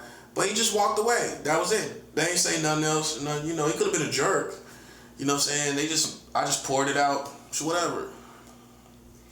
But then I had other good days of drinking. Like in Staten Island, you drink, man, I remember one time I was drinking liquor out the bottle with no bag on it on the city bus in Staten Island. Drinking on white liquor on the bus. Stepping on the bus tipsy. Like the bus driver ain't even saying nothing to you. Sitting there drinking it out the bottle on the bus. That's Staten Island, you know what I'm saying? Then another day you drinking a beer and you gotta pour it out. You know, so you know, as you can see, I had really good days, you know, in Staten Island, in East New York, you know, Harlem. I had good days in Harlem. I used to work out in Harlem. I used to work out a lot. Go down to Central Park. I used to work out at Central Park every day. So it don't get no more New York than that. And that's how you know I'm safe as a person, because I was working out in Central Park. The whole family's down there all the time. Kids, old people, everything, dogs, all the stuff you got, all the games you play. New York already done seen me down there interacting with the community. That's why you can't win. I already, you know, experienced New York. Running around, working out, enjoying New York. I already had fun. Walking around Harlem on Valentine's Day. I was in Harlem on Valentine's Day. And what year was that? That was 2013. Talking to my ex-wife on Valentine's Day in Central Park. I'm up there, but that's what made me think about it, because I was walking around Central Park, drinking liquor, walking around. Just talking to her on the phone, drinking liquor and talking to her on the phone. On Valentine's Day now. Yeah, you know, yeah, man, you know, so, you know, man, you know, that was crazy. I don't even know how that even happened.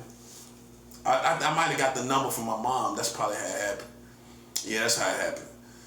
You know, but yeah, I've had fun. I walk past the Apollo every day. All the stuff that you trying to see, that all these secret society people coming to New York, trying to be, you know, I already experienced New York. Going past the Apollo every day, I experienced all of that. So you ain't. So my point is you're not depriving me of something I already experienced. New York is not the same when I first came here, but I already experienced New York. Marcy Projects, where Jay-Z's from. I walked down Marcy Avenue. I know about Marcy. I was staying in Bed-Stuy. How I don't know about Marcy? I stayed in Bed-Stuy. I didn't even know that was Jay-Z's neighborhood. I didn't know that. I didn't know. I innocently came to New York, and they innocently sent me to Brooklyn. That's why I'm not afraid of. This is the first neighborhood community I lived in Brooklyn. When I first came here, imagine coming straight from the South and going straight to Brooklyn. You hear what I said? I came straight from North Carolina, and the shelter system sent me straight to Brooklyn. That's why I'm like this. Within 24 hours, I was in Brooklyn. That's what I'm saying. I wasn't in Manhattan. That's what you're gonna think. That's what the police is gonna think. That's what these authorities. When he first came here, he was probably down there on East 32nd Street somewhere down there. Yeah, on 2nd Avenue, right across the street from the Bellevue Hospital. That's where they first send you. I went there first. They said me. I didn't get to stay there, even though I was from North Carolina. They should have probably let me stay there because I was from North Carolina. I went straight to Brooklyn, and then I went there late at night because I didn't want to wait the next day. I was like, man, they set me up like late at night and gave me my papers and everything and all that stuff late at night. I think it was late. It was after midnight. It was like maybe 2 or 3, between 1 and 3 o'clock in the morning. And I gotta go catch the trains. Mind you, I ain't from New York. This is the first time I caught trains, everything. That's why I'm like this, man. I hit the ground running, man. The first day, I had to go catch trains at night to go to Brooklyn. That's why it was no coward in me, buddy. Cause think about it. You know what it is. I didn't. I got all these thoughts in my mind and stuff that I seen on TV, these rappers and everything. All I know is I'm going to Brooklyn. All I know is it's between 1 and 4 o'clock in the morning. And I got luggage. Keep in mind, I got luggage and all of that stuff. I look like somebody from out of town. And probably moving like somebody from out of town. I'm just now coming from the South. So that's my story. I went straight to Bed-Stuy, then I seen Marcy Avenue and all of that. Fulton Street, because you got Fulton Street. I stayed on Atlantic Avenue, right? The next street over is Fulton Street. That whole strip, that's where all the stuff is at. So I used to just stay on Fulton Street, walking up and down. Got my first polo boots fitted. I got me a fitted polo boots, everything. I was young. You know what I'm saying? Fairly young. I was in my early 30s when I first came to New York. So that was a good age to come to New York. You know, I had fun when I first came here. And I seen Marcy Avenue, Marcy Projects. You go all the way from Fulton Street to Marcy. It used to be a Burger King right there on Marcy Avenue and Fulton Street. Now it's a TD Bank over there. So now you know I've been over there recently. So, when I first got there, it was a Burger King right there.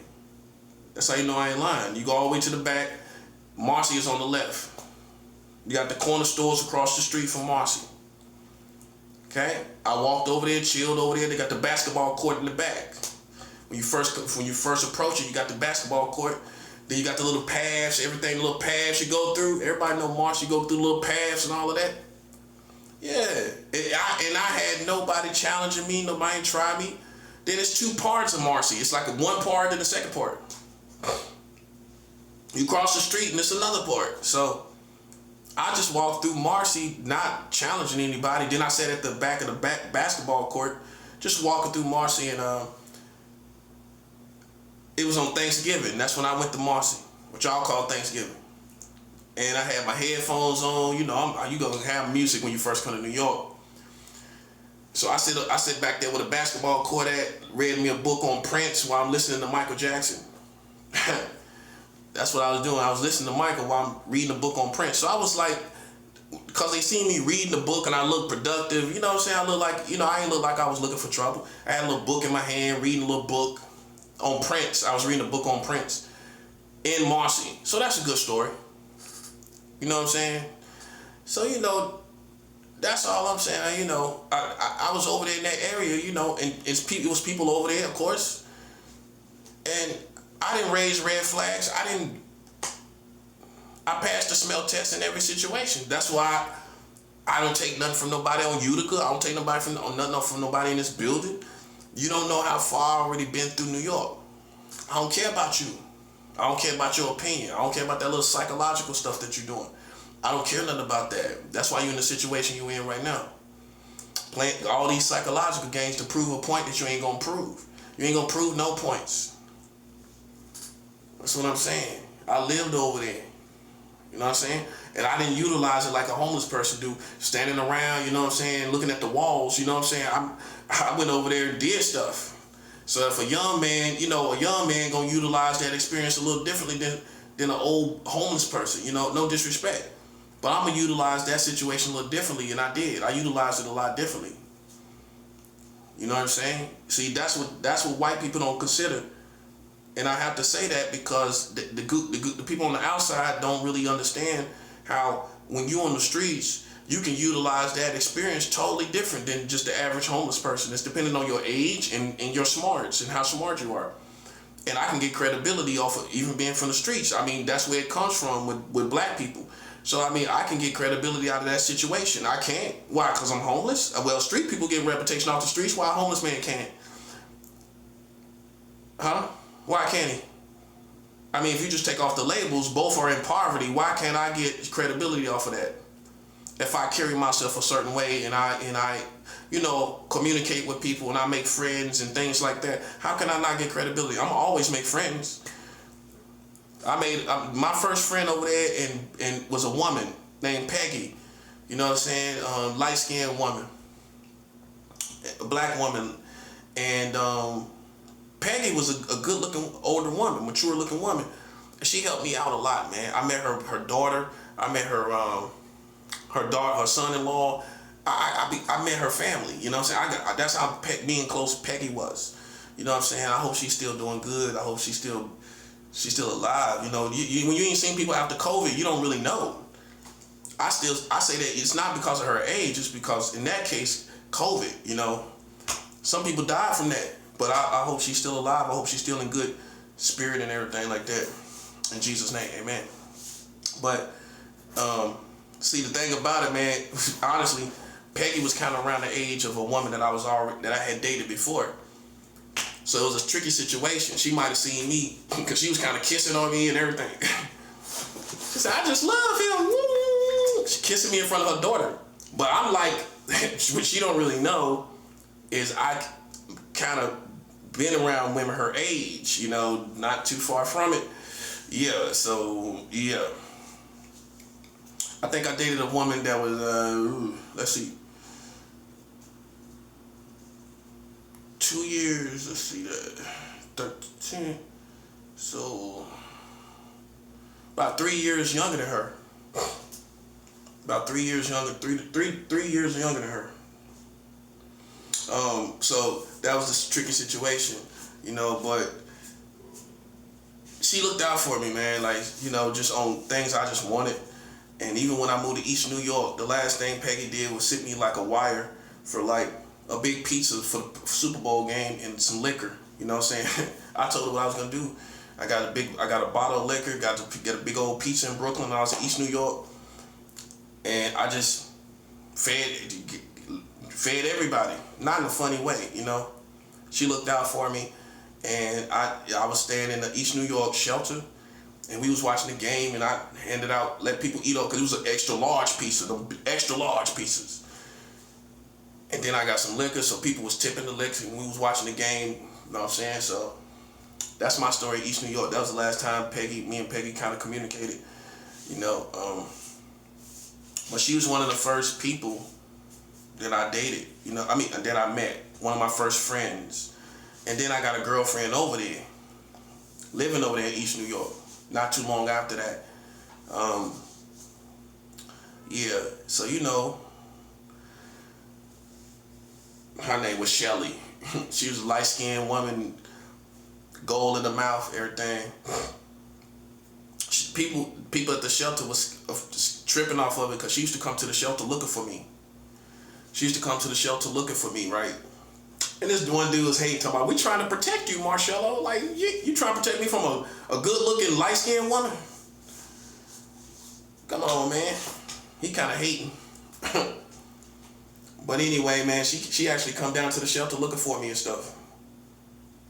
But we got separated when I went to Harlem. I had to go to Harlem. And that's when me and her lost touch. But me and her probably might have would have been together. I don't know.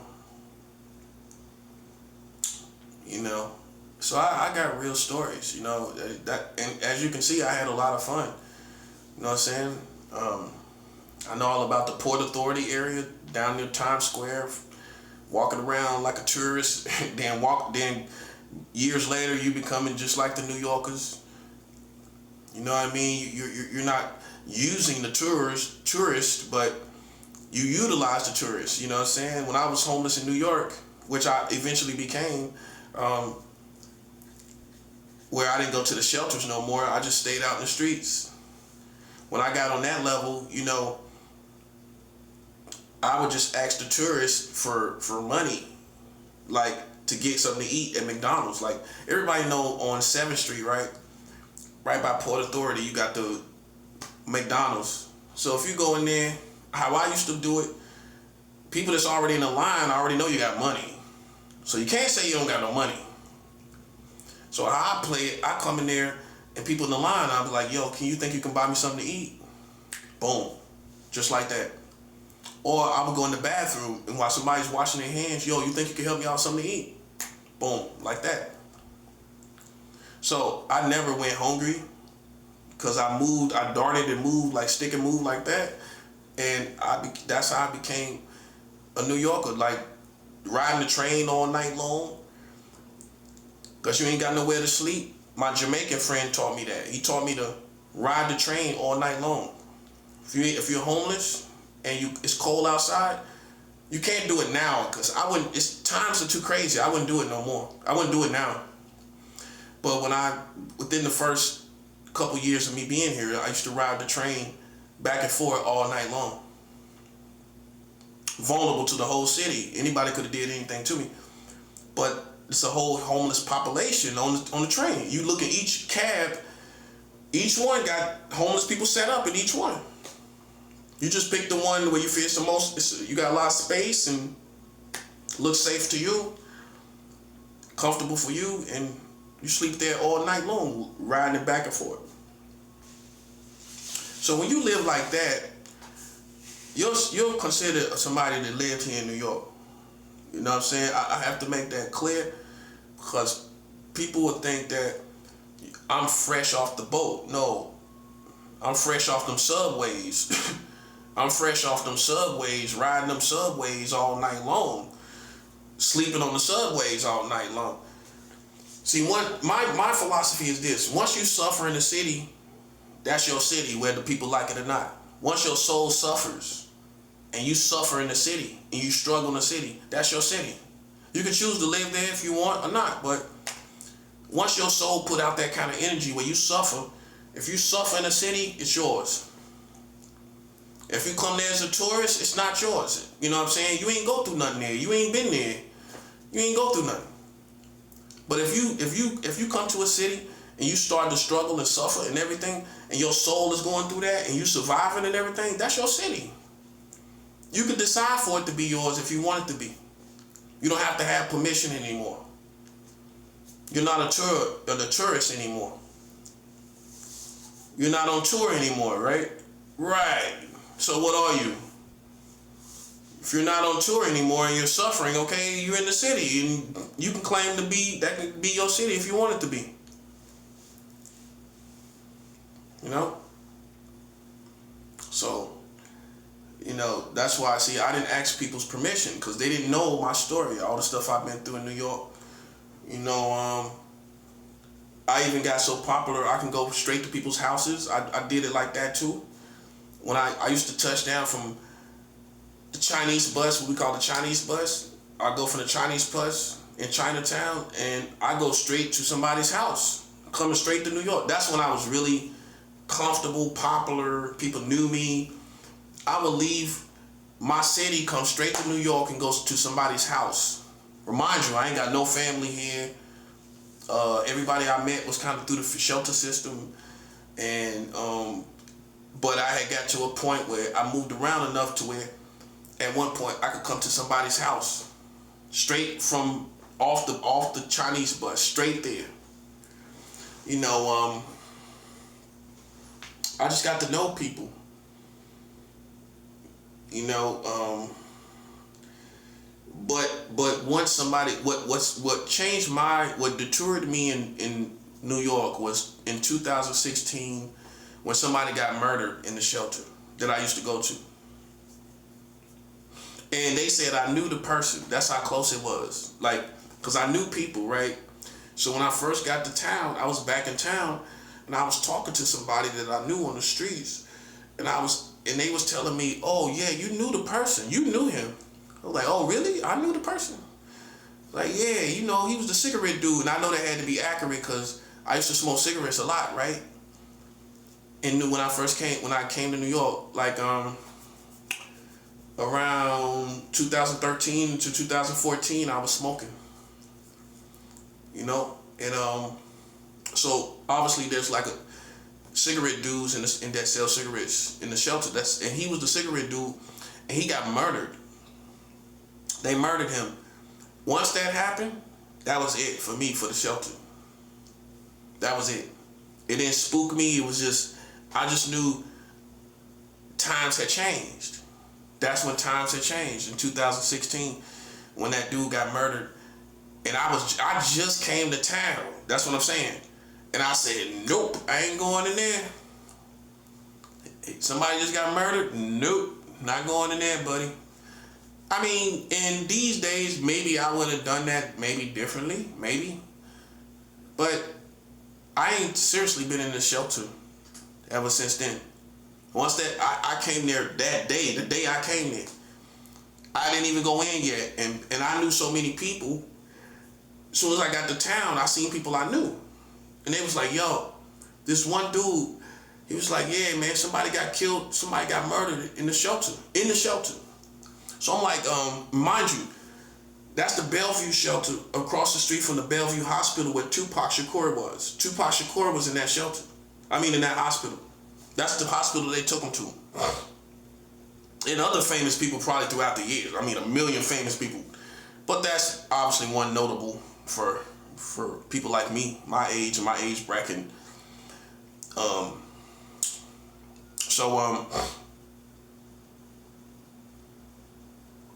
Once I seen that somebody got shot in the shelter system, I decided I'm not going back in there. That's it for me. That would be it for me. And keep in mind, really, it was a collaboration of different shelters across the country that made me. It wasn't even New York. It was really these other shelters across the country. And then once that happened here in New York with all the other stuff that I had been through on the West Coast with the shelters, once all of that came together, and then I came to New York, and then they said somebody got killed that I knew the person. Man, it's like I want to place that person so bad. And to this day, I really don't. I kind of got an idea, but I thought I addressed some certain person that I thought it was, and I thought they shot it down, the person I thought it was. But I don't know about that. I think I have an idea of who the person was, because it was this main dude, and he was a gay dude, and he used to sell cigarettes all the time. And the reason why I think it might have been him, because they said a gay dude was involved with helping killing this person. It was a 3-man plot to kill this guy, and one of the dude told me one of them was gay. So I put two and two together. They probably sent the gay dude to this gay guy, you know, to try to put his defenses down. You know what I mean? Yeah. But that was a gay dude who I used to get cigarettes from. You know, he was cool. You know what I'm saying? He was stick and move. You know, he'll sell you, throw you out some cigarettes. Man, I remember when I first came to New York, like a pack of cigarettes, 100s was like $7. $7, man. No lie. It was like $7. I don't even know. It's probably like double that now, right? It's probably like $14. Maybe 13, something like that, right? Probably 12, 13 bucks. I mean, you know, you gotta make a deal. But yeah, man, you know, I used to buy them $7 packs. It was either $7 or $8. But everybody remember that time when the pack of cigarettes was like $7. Mm-hmm. That's when I used to smoke in New York. Know what I mean? And then I went to after that dude got killed in the shelter. That's when I didn't come here and just go through the shelter system anymore and just get a job and do that. I would come here halfway thinking about working, halfway thinking about getting up on my feet, but really not knowing what I'm gonna do. Just being here in New York is just getting here. It was my thought, and really, to be honest with you, and think about other little stuff, other little people I know, and things like that. Not really having a plan. Just knowing this is where I want to be. So the last time, seriously, I came up here, I did get a job in Staten Island, but I was staying with some person that told me I needed 2 jobs, which was a slap in the face. This person had mental problems to the point where he said that, which I didn't know. You have to talk about people's mental health before you move in with them these days. Because he stayed in Staten Island. I had met him from the same shelter I was talking about, the Bellevue shelter, way back, right? And I got his number just to stay in touch with him. So I hit him up but I was trying to contact somebody else, not him. I was trying to contact somebody else. So happened it was him, and he was like, yo, you want to come back up to New York? He just asked me. I'm like, yeah, why not? So I get there in New York. He living in Staten Island.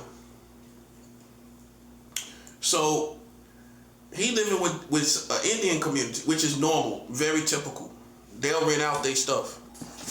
He was staying with Indian people. I seen her one time. I seen one of the ladies one time. They was very nice. They kept to themselves. You didn't see their family. You didn't see them.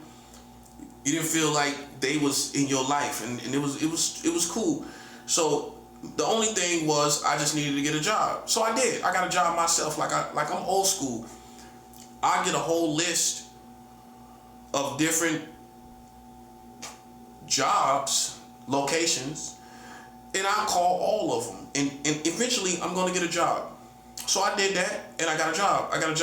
I got hired on Christmas Eve 2016. So I eventually came back to New York after I heard the dude got murdered. I came back because of this guy that offered me to come back to New York, and I lived with him in Staten Island. But he was crazy. He told me while we was living together that if he didn't take his meds, that he would be the type of person stabbing people on the train. I promise you he said that. And then when I brought it up, he tried to save face and say he ain't say it. I can't stand them type of people. And so then right then and there, our friendship dissolved. And so I left after I had been hired to work at a YMCA cleaning overnight, and I had got the job on Christmas Eve 2016. And then you can't say I didn't want to work. I mean, that's retarded. I mean, I would have had no choice. I was living with this guy. I was willing to do it. I wasn't fronting. Like, I'm going to just get hired and then not going to work. I mean, come on. I'm already up here in New York anyway, and we living together. I'm out the shelter, everything. I'm living with somebody. I'm like living in the Park Hill. I'm living over there by Park Hill in Staten Island, right by the Home Depot. You know what I'm saying? So everybody in Staten Island know where the Home Depot at. So I stay in the neighborhood in front of the Home Depot, directly in front of it, past the park into the neighborhood. So then you go all the way the other ways to Pizza Shop and then the bridges, and you catch the bus over there on the other side. So I know about Staten Island and everything over there. I had a job over there. The last job I got hired was Staten Island and the YMCA. I told the dude I got the job. Guess what? He didn't even act happy. Remind you, this was the problem. This was a black dude from Virginia. This wasn't no New Yorker. That's the problem. I was not conscious of this. I placed him like he was from New York. But I wasn't, because he didn't bring up being from Virginia too often, right? But he was. So I kind of placed him, especially based on his circumstance when he living here in New York. I kind of almost sized him up like a New Yorker. But the truth is, he was far from that.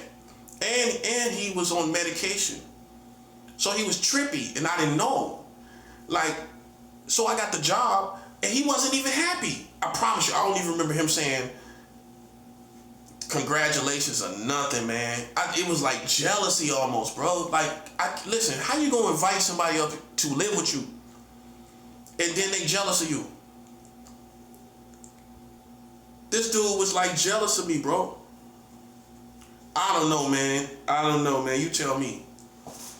I'll get a job, and this dude is like, yo, the vibe was funny. Could I have stayed there if I could have pleaded my case probably, but I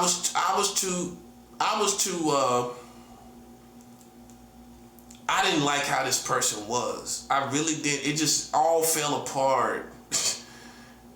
Like it was the devil, man. It just all fell apart, bro. Like crumbled. After I got a job. I think he didn't think I was gonna get a job. He was so surprised. Like, yeah, you told me to come up here, I get a job. Okay, I got a job. And I got hired on my own. I went and got out there and did the footwork on my own. I didn't have any leads. I didn't find it off no internet, no websites, no job websites. I did it old school and just got a big list of numbers, because this is New York. New York is a city with so many companies. How you can't get a job?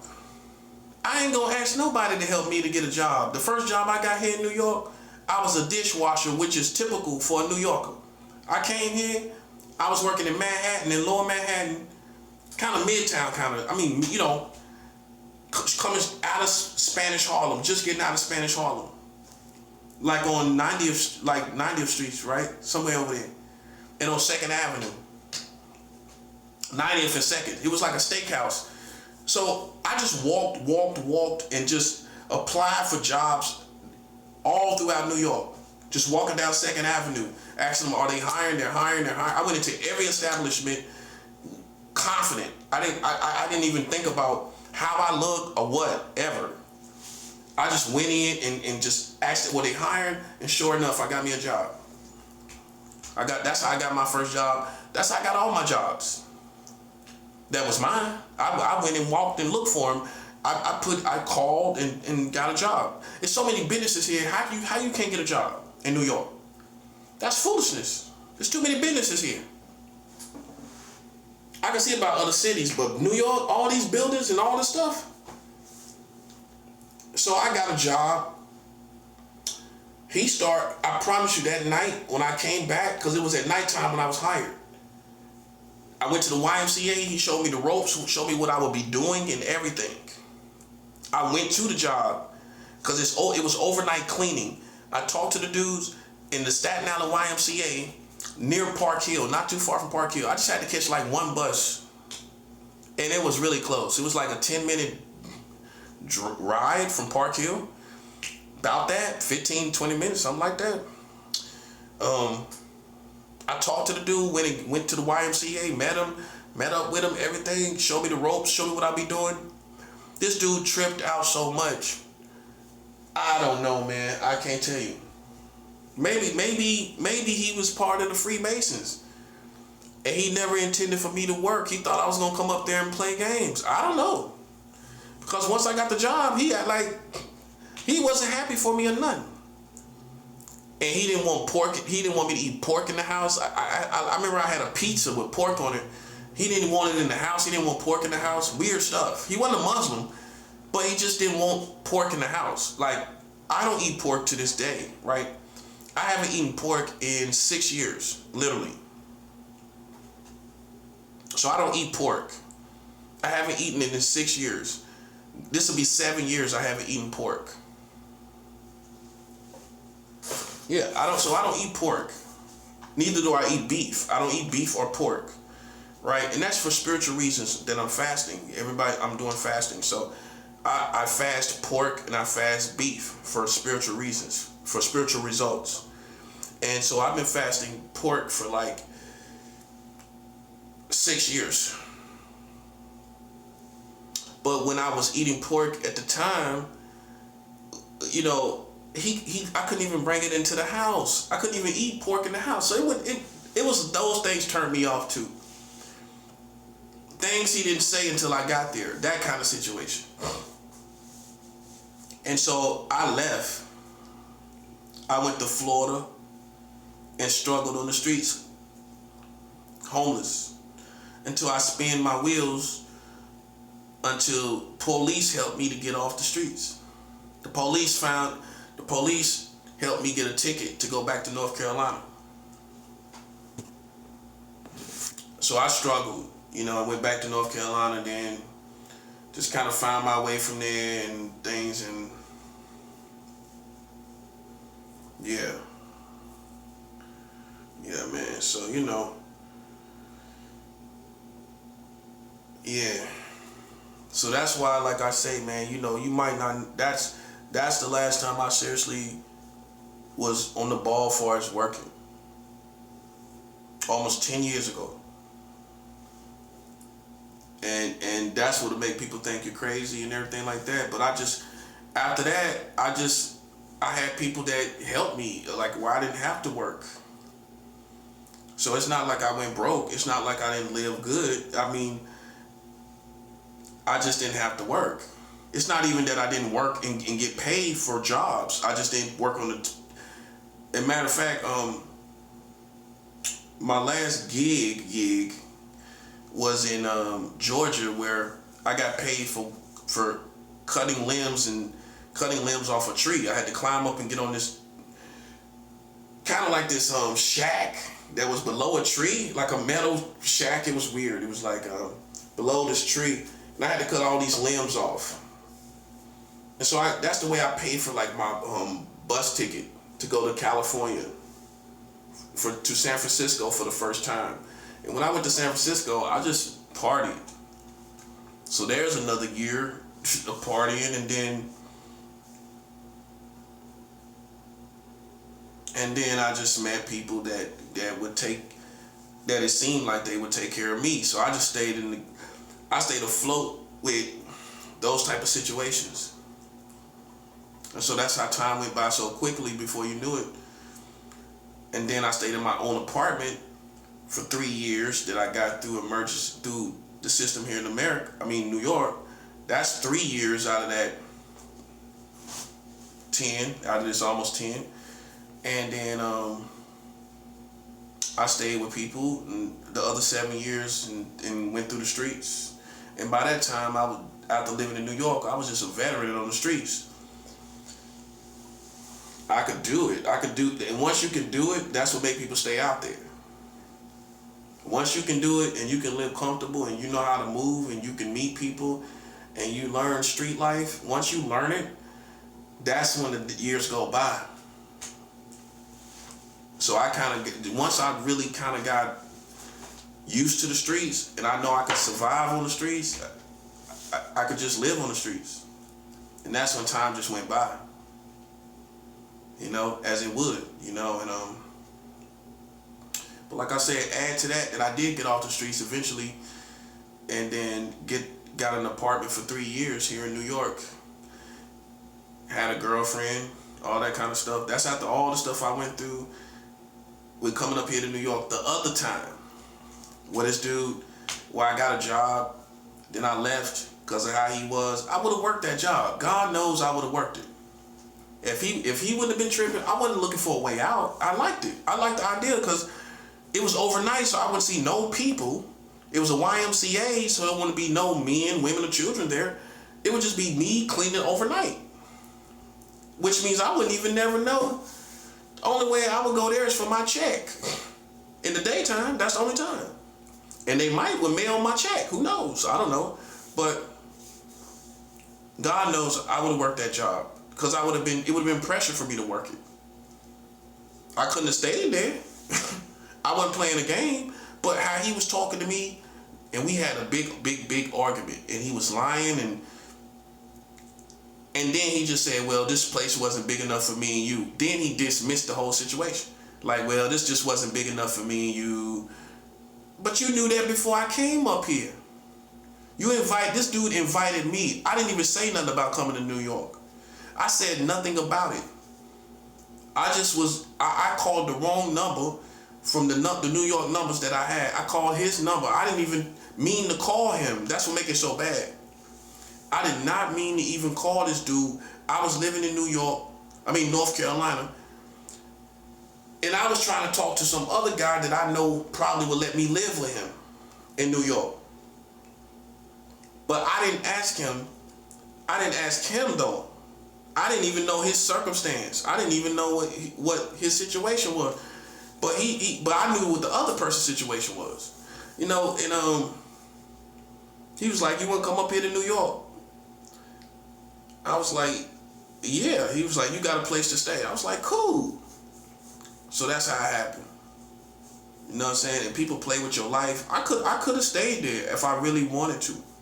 But I didn't like him. I didn't like him after that. I didn't like him. I really didn't like him. I mean, I don't know. I wish I could remember all that was said, but it just turned me off. It's basically how, how you look back when you was young and you was around somebody older than you that kind of manipulated you.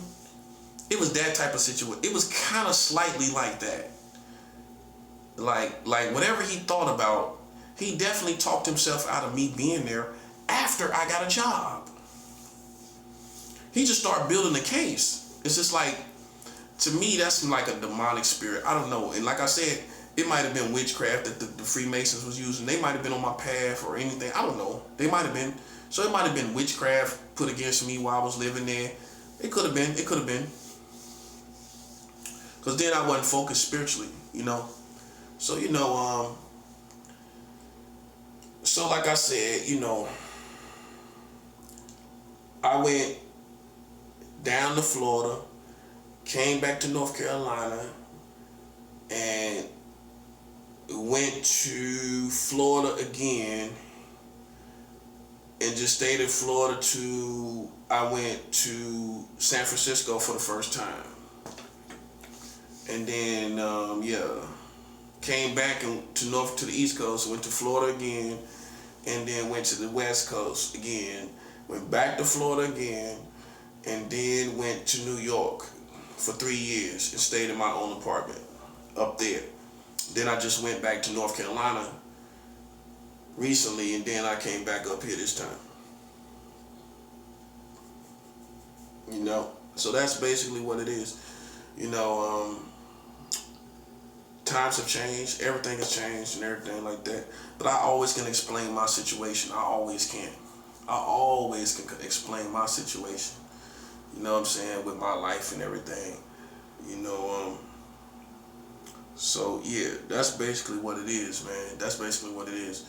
But I'm definitely, one thing that I'm glad about is that I've gotten out the streets spiritually, not just physically, spiritually. I've gotten out the streets, so I don't have any games that I don't do any hustling to get off the streets or to get into situations and to get money. I don't have vices, and that's what I'm happy about. Because I know if I stay in this position of getting, staying clean and being clean, I'm not gonna have any problems. I'm not gonna have any, long as I can stay clean and not go out there in the streets and be with the wrong people. See, sometimes my vices is not drugs. It can be people. You get with the wrong people and mess up your whole situation. It's like a vice. People can be like a vice, and you waste time, opportunities, and years just like you do with vices. That's word to the wise. People can be like vices. They can be like vices. You know what I'm saying? And you wind up looking back like a person was a vice, and you wasted precious years. You wasted time. You could have been with somebody better. And it's just like any vice. You're gonna look back and see years that you wasted. So but like I said today, I don't have any vices. I'm not smoking. I'm not smoking weed. I'm not smoking cigarettes. See, this situation that I'm presently in right now, it's really all about my sobriety more than anything else. Because this is the longest I've been without smoking weed, smoking cigarettes, drinking. This is the longest I've been without it in 17 years, going on 17 years. Yeah. So, I'm happy about that. I'm very happy about it. I'm very happy about my sobriety. Okay? I'm very happy about that. And that's really what I needed to do. But really, to be honest with you, none of those things really tore apart my life. Weed and alcohol didn't really tear apart my life. None of those things tore apart my life. And but for my spirituality and my walk with God, it had to go. It had to go. And so now I'm cleaner than ever. I feel better. I'm clean. I feel good. As far as sexuality, I haven't had sex in almost a whole year with no one. I haven't had sex in almost a whole year. So I'm very glad about that. Now you see why I look at this place as like that I'm living in now. I utilize it like it's a rehab. You know what I mean? It's like a rehab. That's what we call it in the South, rehabs. So this is like a rehab to me, because at this season of my life, the main thing that's on my mind is being clean from my vices. You know what I'm saying? That's the main thing on my mind. You know what I'm saying? And I'm just glad. Like 17 years, almost no smoking weed. And this is the longest I also have been without drinking and sex. So as you can see, no smoking weed, no smoking cigarettes, no alcohol, no sex. This is like a rehab for me. That's why I don't buck it. Like, I just let it be as it is. I just stay low and just let it be this. Let it be like it is. Just stay low key and just rest. Rest just like you're supposed to do. Even though was I addicted? Like, I could stop everything I wanted to stop. That's the thing about me. I could stop anything I wanted to stop. And I learned to do. I'm just that type of personality. If I want to stop smoking, I can stop. If I want to stop drinking, I can stop drinking.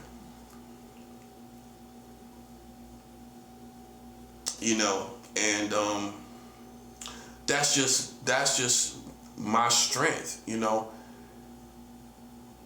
That's just my level of strength. And some people is trying their best to stop smoking today, and they can't stop. You know what I'm saying? So that's why I demand respect, because I'm doing stuff that grown men can't do. Or they not doing it. It's either way, however you want to look at it.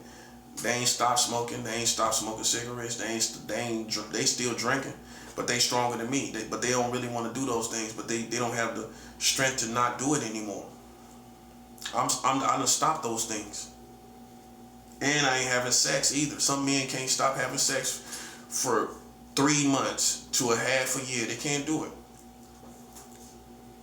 So here I am, like, to 10 months since last March. April, May, June, July, August, September, October, November, December, January, yeah. Definitely, it is now 10 months. So, you know, I'm happy about that, man. Very happy.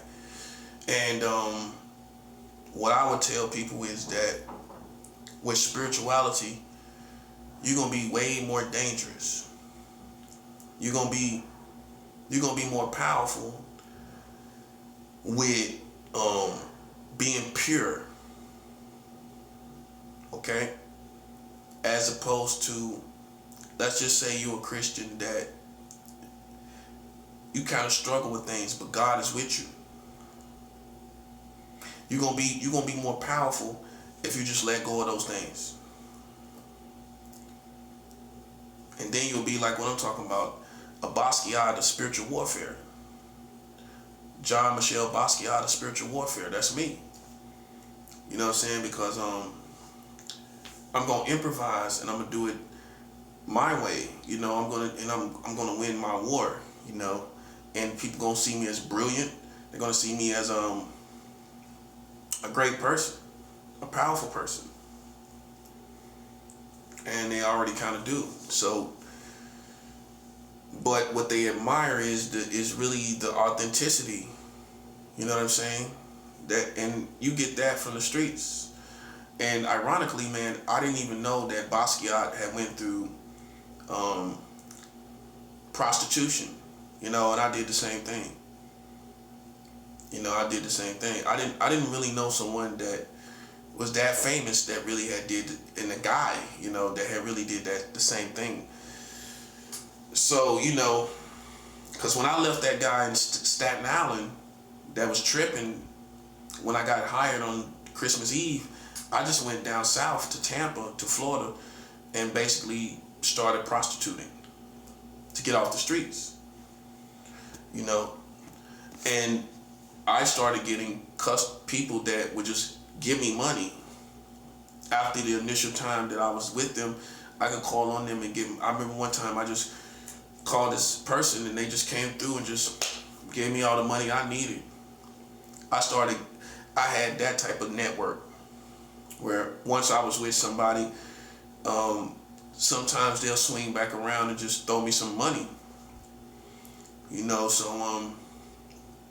But did I get rich being a prostitute? No, I didn't get rich being a prostitute.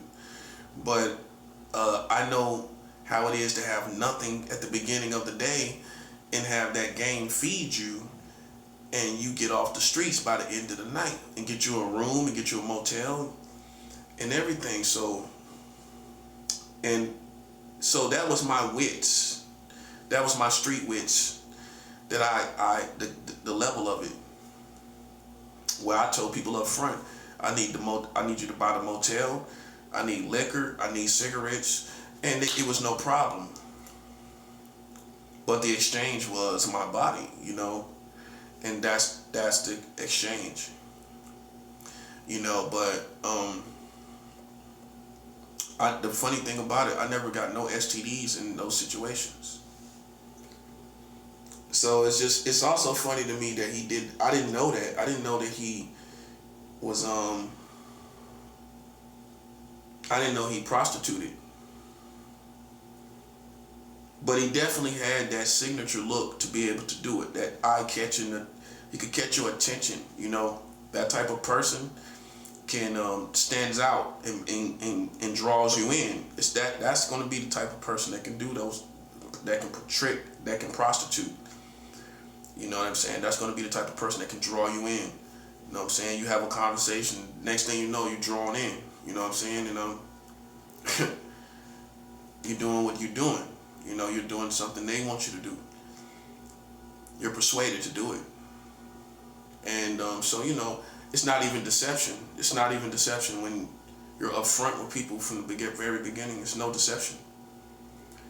But, so for me to say that I practice, that I haven't had sex with people in 10 months, that's just incredible for me, and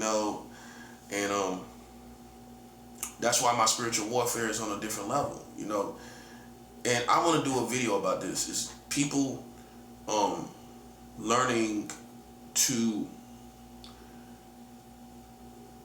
grow along the way so that you don't have to grow on the battlefield.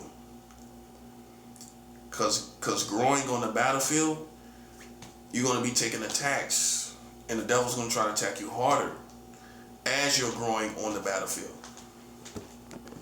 You see what I'm saying, right? He's going to attack you harder. If you're already ready, you don't have to get ready, like they say. So,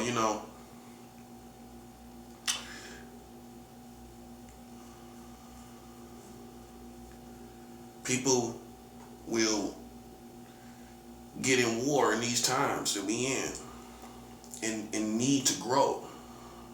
They'll need to grow, and now you got to grow on the battlefield while you're being attacked, like with fasting and seeking the Lord and giving offerings, and they're not doing it. They wasn't doing it before. And so now you got to grow on the battlefield, which is not good. It's not good to have to grow on the battlefield. To have to spiritually grow on the battlefield, it's not good. So, but one thing I will say about the past, about that time, around the time when I was prostituting and all of that, people wasn't showing love. That's what I want people to understand. Like, these communities out there was not showing love. Mind you, all these politics that's going on now were going on then. I just wasn't as aware of it as I am now. And so the prostitution was a great distraction with all this stuff that was going on. But they was hating. They was really hating, man, and everybody know how the streets are. People was hating. They see you as competition. You got some people that love you. You got people that hate you. You got people that conspire against you. And so all of that was going on, in this present time. That's how it is. And so I don't want people to walk away feeling like these people that's acting like they love me or miss me. That's foolishness. That's a lie. They never was with me. They can't. I challenge you to ask them when they was with me, when they spent any time with me. These same people, they can point to somebody, not pointing to someone. You, how do you miss me and I was never with you? That's what I'm saying. You can't let people Jedi mind trick you. They was never with me. But see, this is what happened. Once I cleaned myself up and I polished up my act, then now you see my potential of who I am and who I can be and how powerful I am.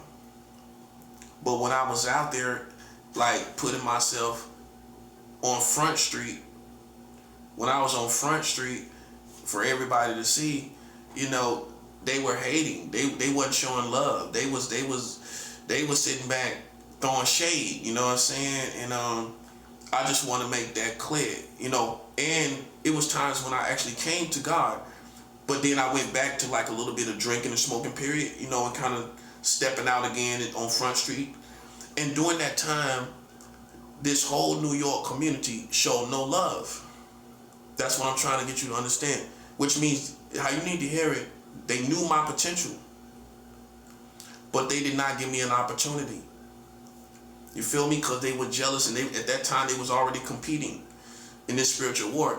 But I had stepped back out there and kind of in a time when I had just broken up. I broke up with a woman, right? So I'm out there not really trying to have sex, but I'm just kind of at least I'm back drinking, I'm back smoking. And I'm just trying to, it became a form of, it was therapeutic for me at that time. And I stopped. I stopped smoking again. I stopped drinking again. That's how I got free. But when I stepped back on the scene, they didn't show no love. It was so many opportunities is what I'm telling you. After I had already been making videos, been talking about spirituality, they seen me back out there smoking and drinking and hanging out, right? They seen me back on the scene. They seen me back on Front Street as not a couple people, not the people around the building, the whole community, the scene seen me. Because I was back out there drinking, I was back out there on the scene, on the Front Street. I showed my face, I'm back out there. So, the energy that was behind it was they was showing no love. That's what I'm trying to show you. They was showing no love. They was competing, they was hating on me. They would, because they'll play it now that my full potential is realized and it's starting to make sense, right? Before it made sense, I still was a great person, right? I always had a great flair and great personality. You understand? My flair was always great. My spunk, my personality, my charisma, all of that was always on point throughout the years. I never fell off with as far as my charisma and how, none of that. No. That's what you need to know also. Even if I went through the streets, no matter, I know how it is to be a street kid and have your charisma and everything like that. So I never got in any circumstances where I lost my charisma. So my point is, before they could even see my potential in the way they do now, I was still always a charismatic person that put my best foot forward with hanging out with people and how I presented myself to people as far as my energy. Okay, so when I actually settled down and talked to people, right? Even with that being said, they wasn't showing no love. Then I moved on. I got back clean. I stayed out the streets again. The summer went past in 2024, and then I went down to North Carolina. But then things was moving and shaking at that time, with God being in my life, and things going real good. So people could now see who I was. I was forming, right? Now, at this point, I'm back in Charlotte. I go back out to California from Charlotte. So I got more reputation out there. I got new reputation. I was out there last year. So I went out in California, got more reputation on the streets for being a spiritual person, right? Now people realize it's making sense to them what a prophet is, even though they ain't from that lane, they ain't a Christian. I'm still making sense to people because I know how to articulate myself, right? Mind you, I'm doing that with the videos and everything, and when I communicate to people, I'm making sense. Okay.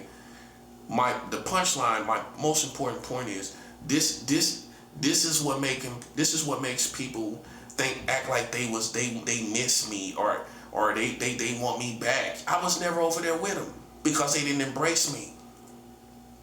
If I don't say this to you, you'll be listening to these people talking about they miss me, they want me back, or they like me like this. I was out there chilling with them. The same person I am now, I was then.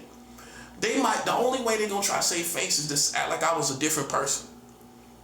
I was out there chilling. I was out there cool as they come. Out there putting myself out there on Front Street, right? You know how you do. You putting yourself out there to be social. You know what I'm saying? You on Front Street. You know what I mean? And they wasn't showing love. That's all I'm trying to show. Listen, I got street intuition. Like I told you, I done felonies. I done shot guns. I done sold crack. I done been a prostitute. I don't say nothing and it ain't real. That's what I'm trying to show you. I don't say nothing haphazardly. And and there's room to doubt what I'm saying. There's not room to doubt what I'm saying. And that's for future reference. There's never room. When I tell you something, keep in mind my whole path and everything I've been through the streets. I'm not gonna tell you something that you can question. Well, I don't even really know if it's true myself. I don't move like that. I don't say haphazard stuff. I don't say nothing haphazard, right? They wasn't showing no love. You know what I'm saying? They was competing, and all them people out there, all them different communities out there, they was competing, they was hating, they was in full. By 2023, they was in full blown competition. Let's keep it 100. They was in full time competition. That's what it was. And so when I did come back out there, that would explain why they didn't miss a beat. They were still in competition mode. They ain't show no love.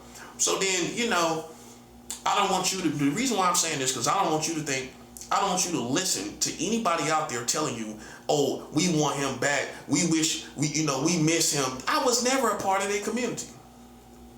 I was always dolo by myself. I was always dolo.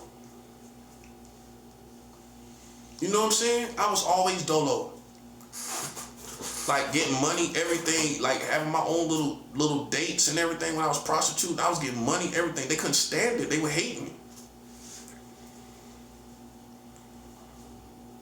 I had one person like biting off my dates, playing, like taking money from my dates. Knowing that person was with me and everything. I'm just saying, I ain't never stepped on nobody's toes as far as dates, getting money and things like that. People seen me for who I was, man. So when people tell you, oh yeah, we miss him, anything along them lines, I want you to know from the horse's mouth, I never was with them. They was never with me. They was too busy trying to compete with me because I was growing and I was accelerating as a person with my flair. Even on the streets when I was doing illegal stuff, my flair was getting attention. Imagine that now. And imagine how catty it is out here. You know how catty it is out here. Okay, so imagine you gaining momentum and acceleration and these people hating every moment of it. You getting bread. They say you getting money. You getting off the street. See, a lot of part of what I was doing, they didn't see it on a certain part of Hillsborough Avenue when I was in Tampa. They didn't see the part where I had it set up where I was getting a motel room back to back. I was getting dates. I had options.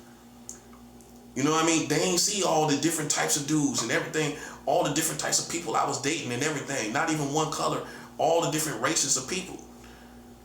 They ain't see it. They ain't see none of that. You know what I'm saying? Because, and I'm glad I wasn't around them and they wasn't around me. I was in my own lane by myself. I ain't had nobody around me.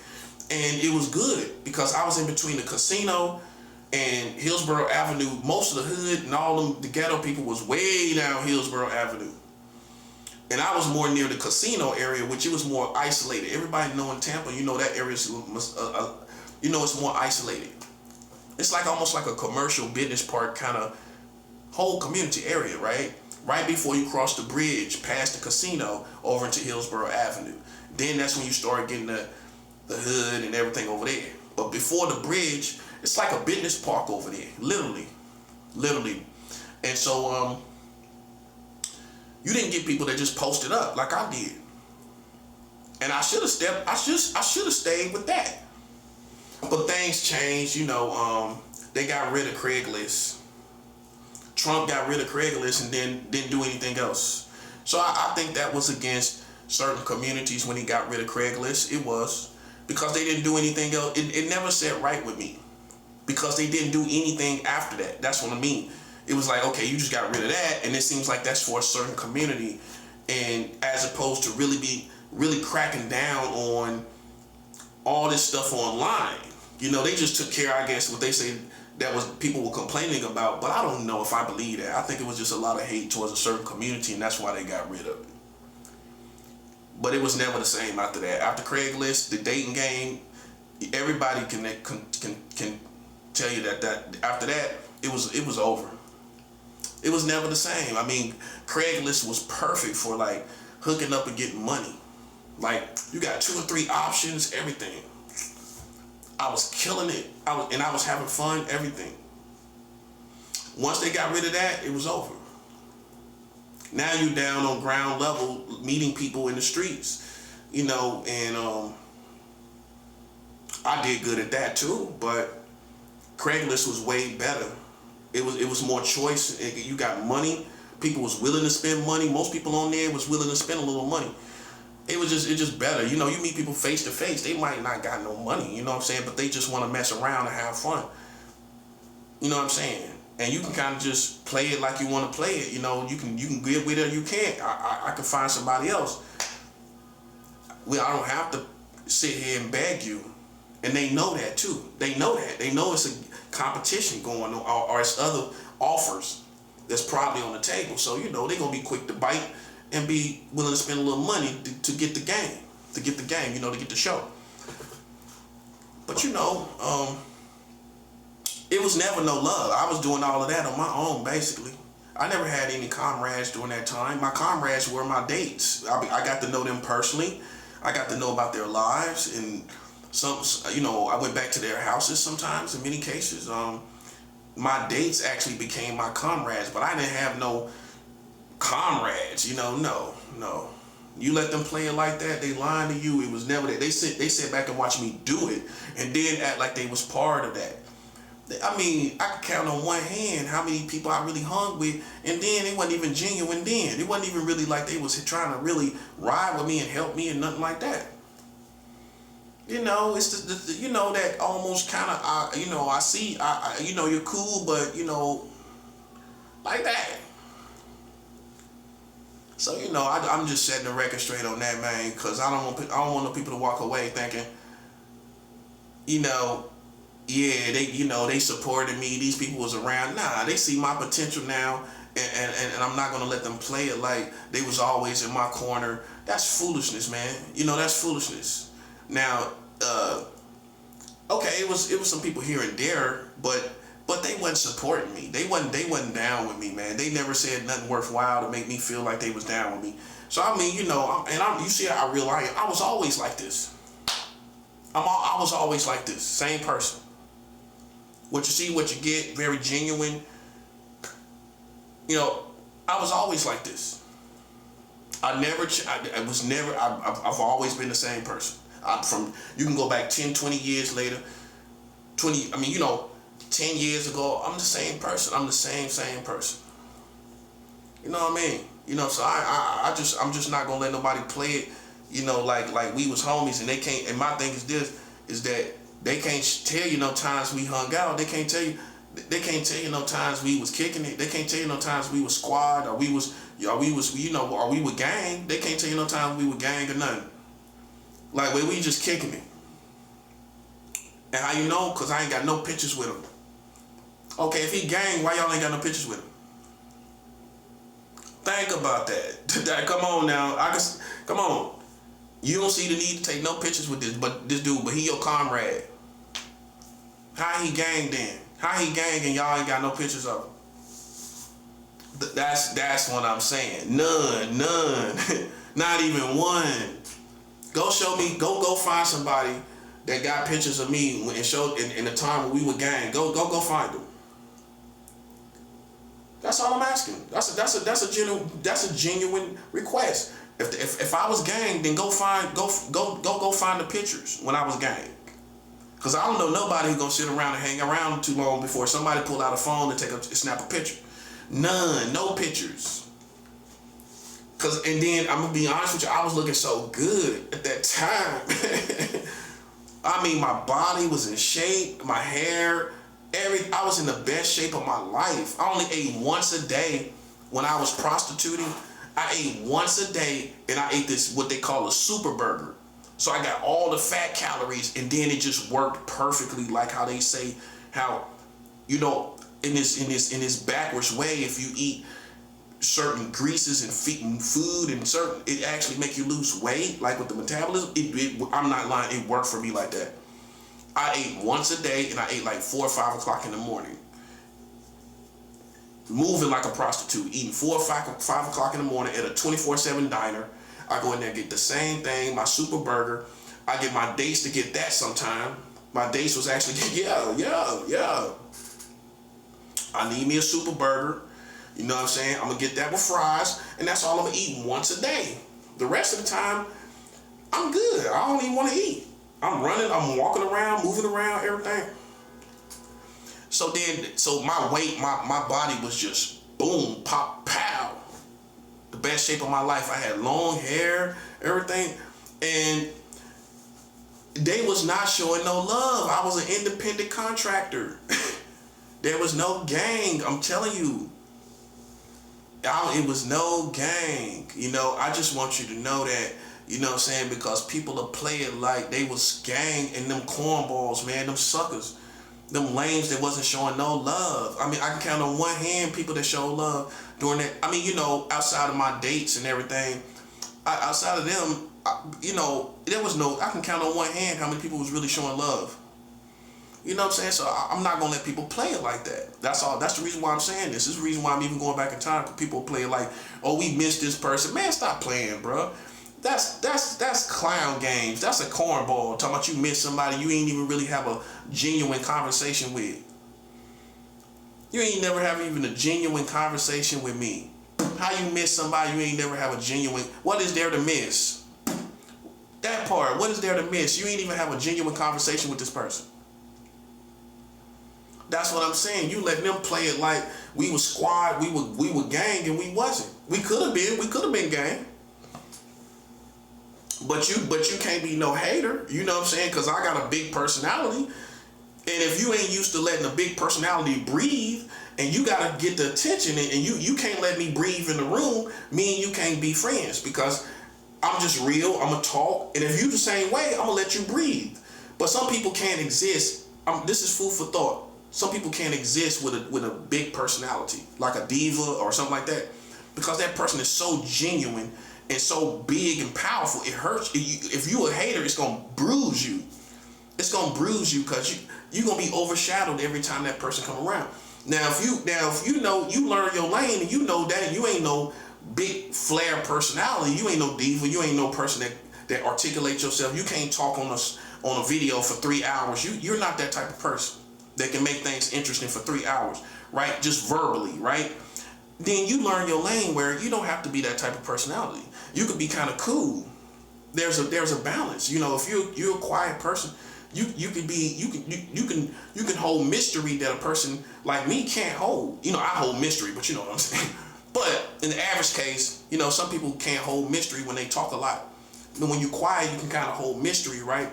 Okay, so you know, I mean, that's a balance. You know, me, I can be with the person that, like me, I can be with somebody that's kind of quiet as a comrade, because I'm going to do all the talking. I'm going to be the entertainment. You know what I'm saying? I'm going to be doing all the talking. See, that's the balance. Or I could be with two people. I could be another person and bounce off of them. Me and two people talk. Me and another person talk.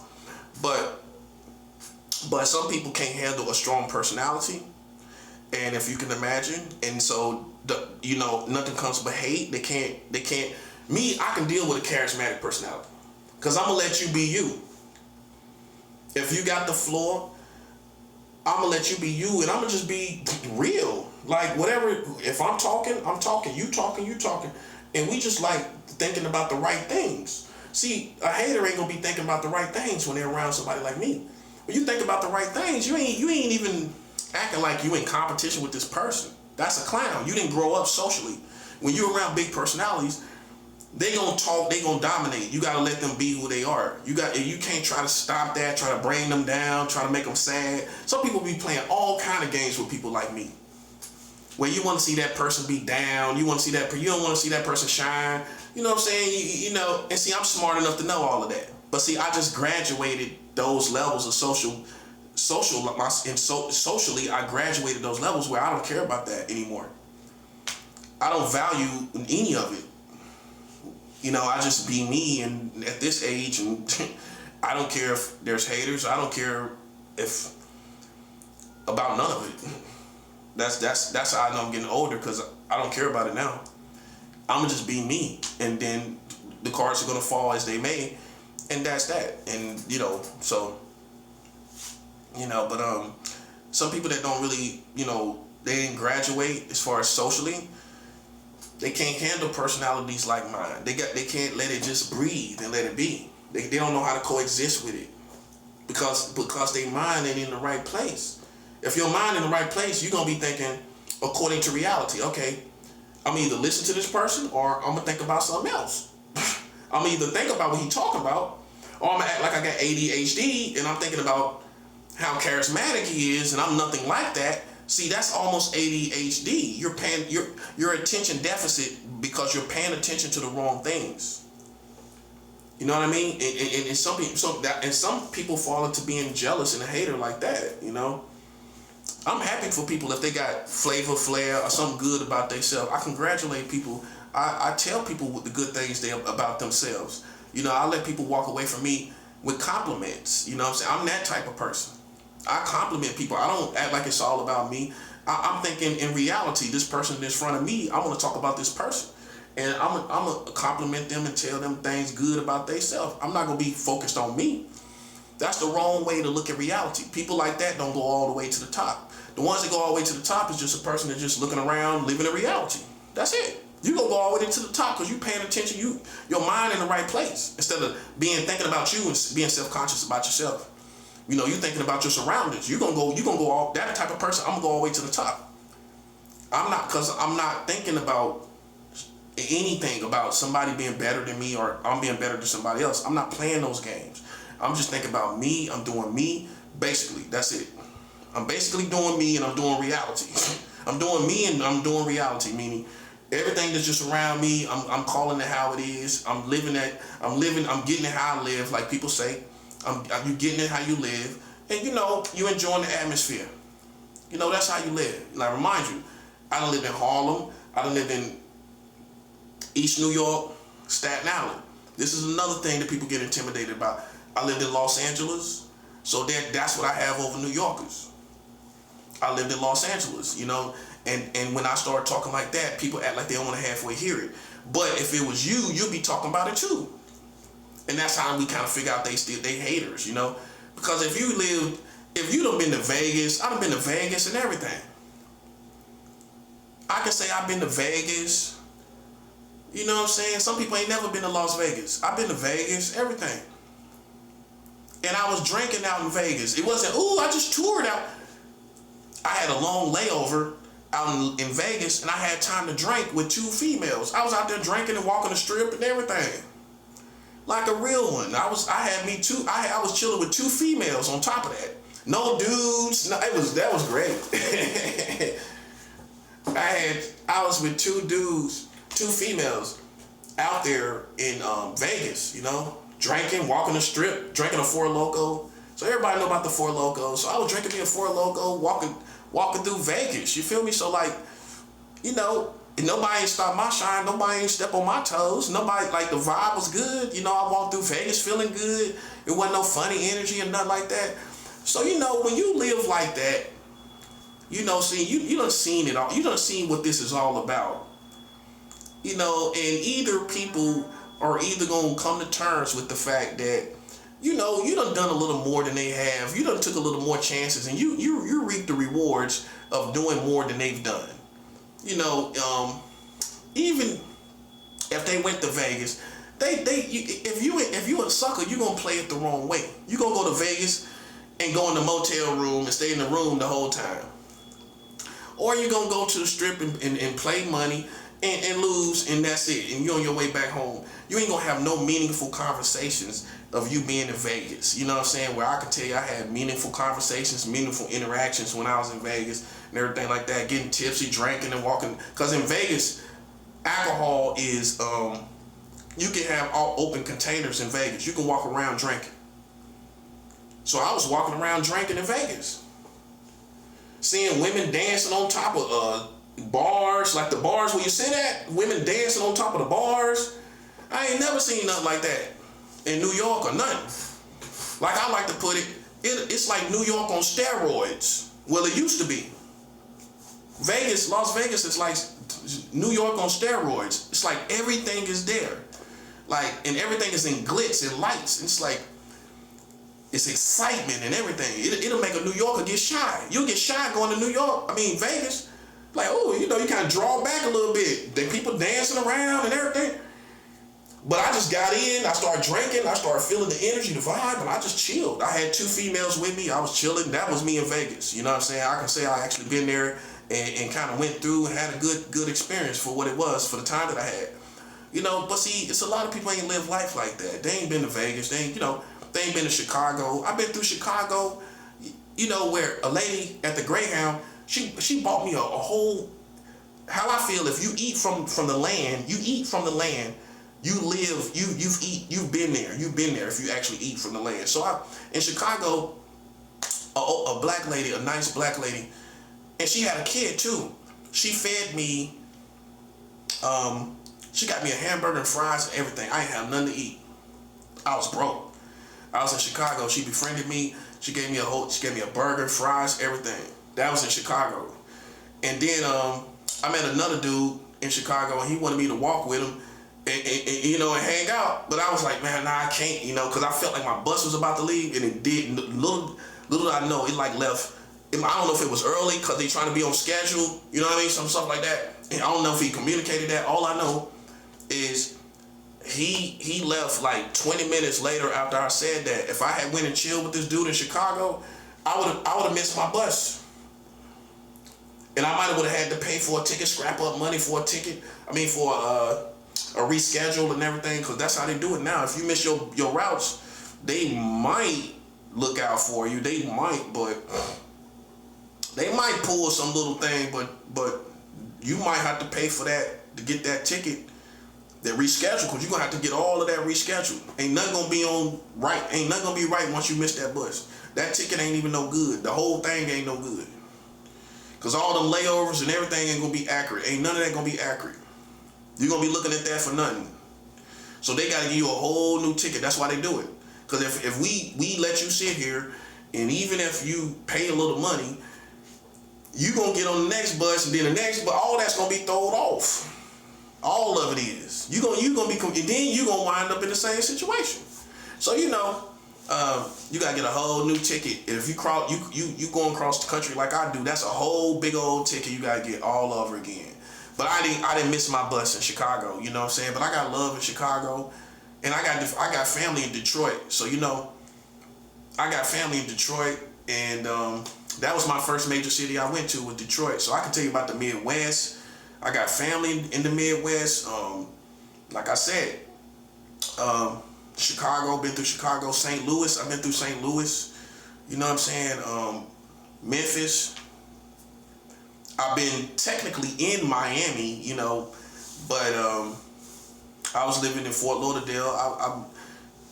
I was at the Miami airport, you know what I'm saying? And because if you take a train from Fort Lauderdale, it'll take you to the Miami airport. So I've done that.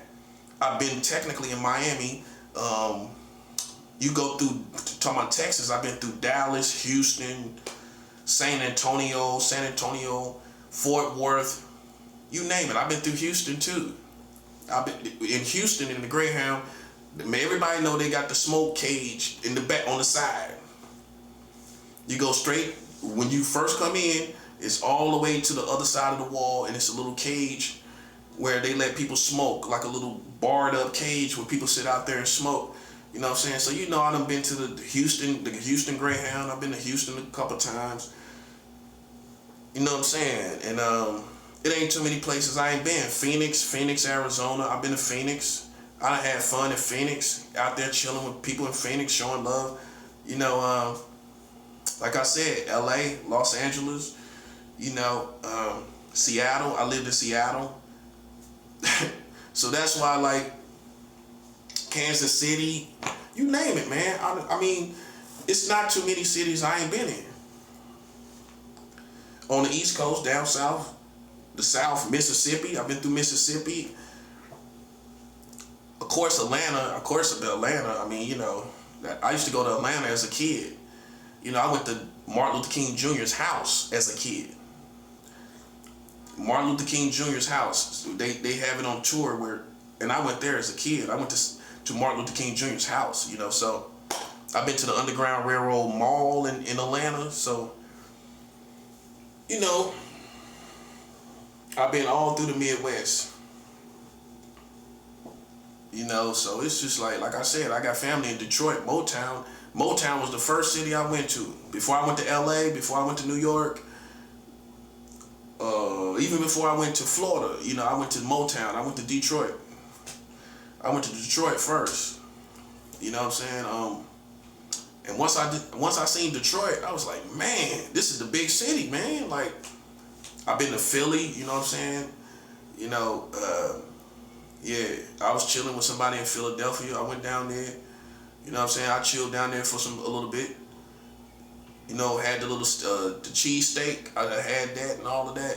But I got the chicken cheese steak. I didn't get the beef because I don't eat beef. So even at that time, I don't eat beef. You know, so like chicken cheese steak. I had that when I was in Philly. So you know, chilling out there. You know what I'm saying? So you know, it's like I feel like I know it's hate. You know what I'm saying? I know it's hate because like you know people don't take chances and move around like that. So that's why I'm so intact with the real world, because if you don't do that to me, I don't care about what you're talking about. I don't really care. Like even if you do become famous or whatever, you still gotta move around. You ain't moved around. Who are you? You know what I'm saying? It ain't been put to the test. See, what a local person don't know is if you don't move around, we don't know who you really. We don't know who you are. Hasn't been really put to the test. You know what I'm saying? Until you go to the West Coast, you can talk all this East Coast stuff all you want. Until you go out there to California, to Los Angeles, and move around with them type of people out there and get respect, right, from the right people, I'm not trying to hear it. Me and that person is on two different levels.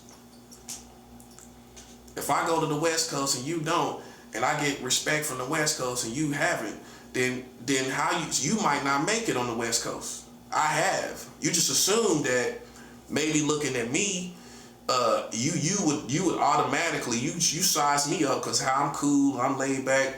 I make it look easy. That's what I like to tell people. I make all of this stuff look easy. So you might assume that you can go over there and get the same respect, and you fail. You crash out in California and you don't make it back. It's not even easy to get out of San Francisco. If you ain't got no money, I barely made it out. That's why people get stuck over there. They get stuck in San Francisco. That's word to the wise. It's hard to get out of San Francisco because they not helping people to get out of there, and you ain't getting no cash on your EBT. They don't give no cash out. So you can't even get cash for a bus ticket eventually off your EBT. You can't even play it like that. That's why people stuck in that city. Because if I throw you some cash on that EBT, you might. That's what they should do, but they it's so much drugs over there. They don't want to give people no money, man. That's how bad it is. That's how bad it is. It's so much. Basically, California is like the how it used to be on the East Coast in the 80s, in the 90s. It's still like that in California. They still get high. They still listen to music. They still party. And they do a lot of drugs. You know what I'm saying? A lot of drugs. You know what I'm saying? You see people high all the time. You know, that's California lifestyle. It ain't stopped. It was like that last year. I went there last year, same thing. People partying all the time. You know, that's why they don't want to hand out no money, because, you know, they feel like they just making it worse. That's why.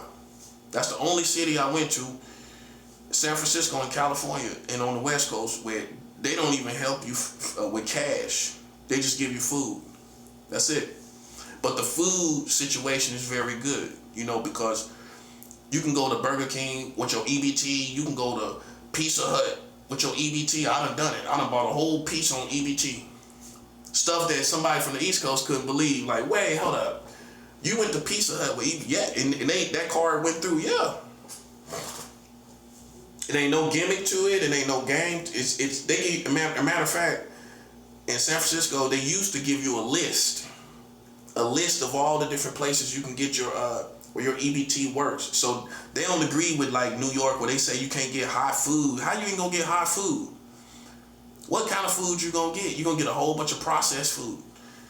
Them heroes, what y'all call heroes, we call hoagies. Them hoagies is gonna tear your food stamps up. Them hoagies about $10 a wop.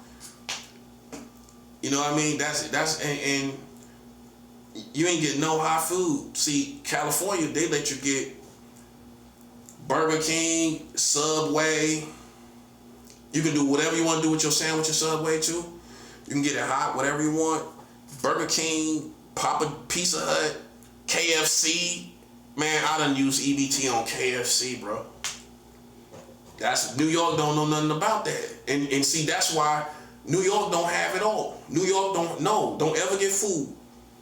You gotta move around and like they got them beat. They got San Francisco got New York beat as far as hot food for people on the streets and the people with EBT.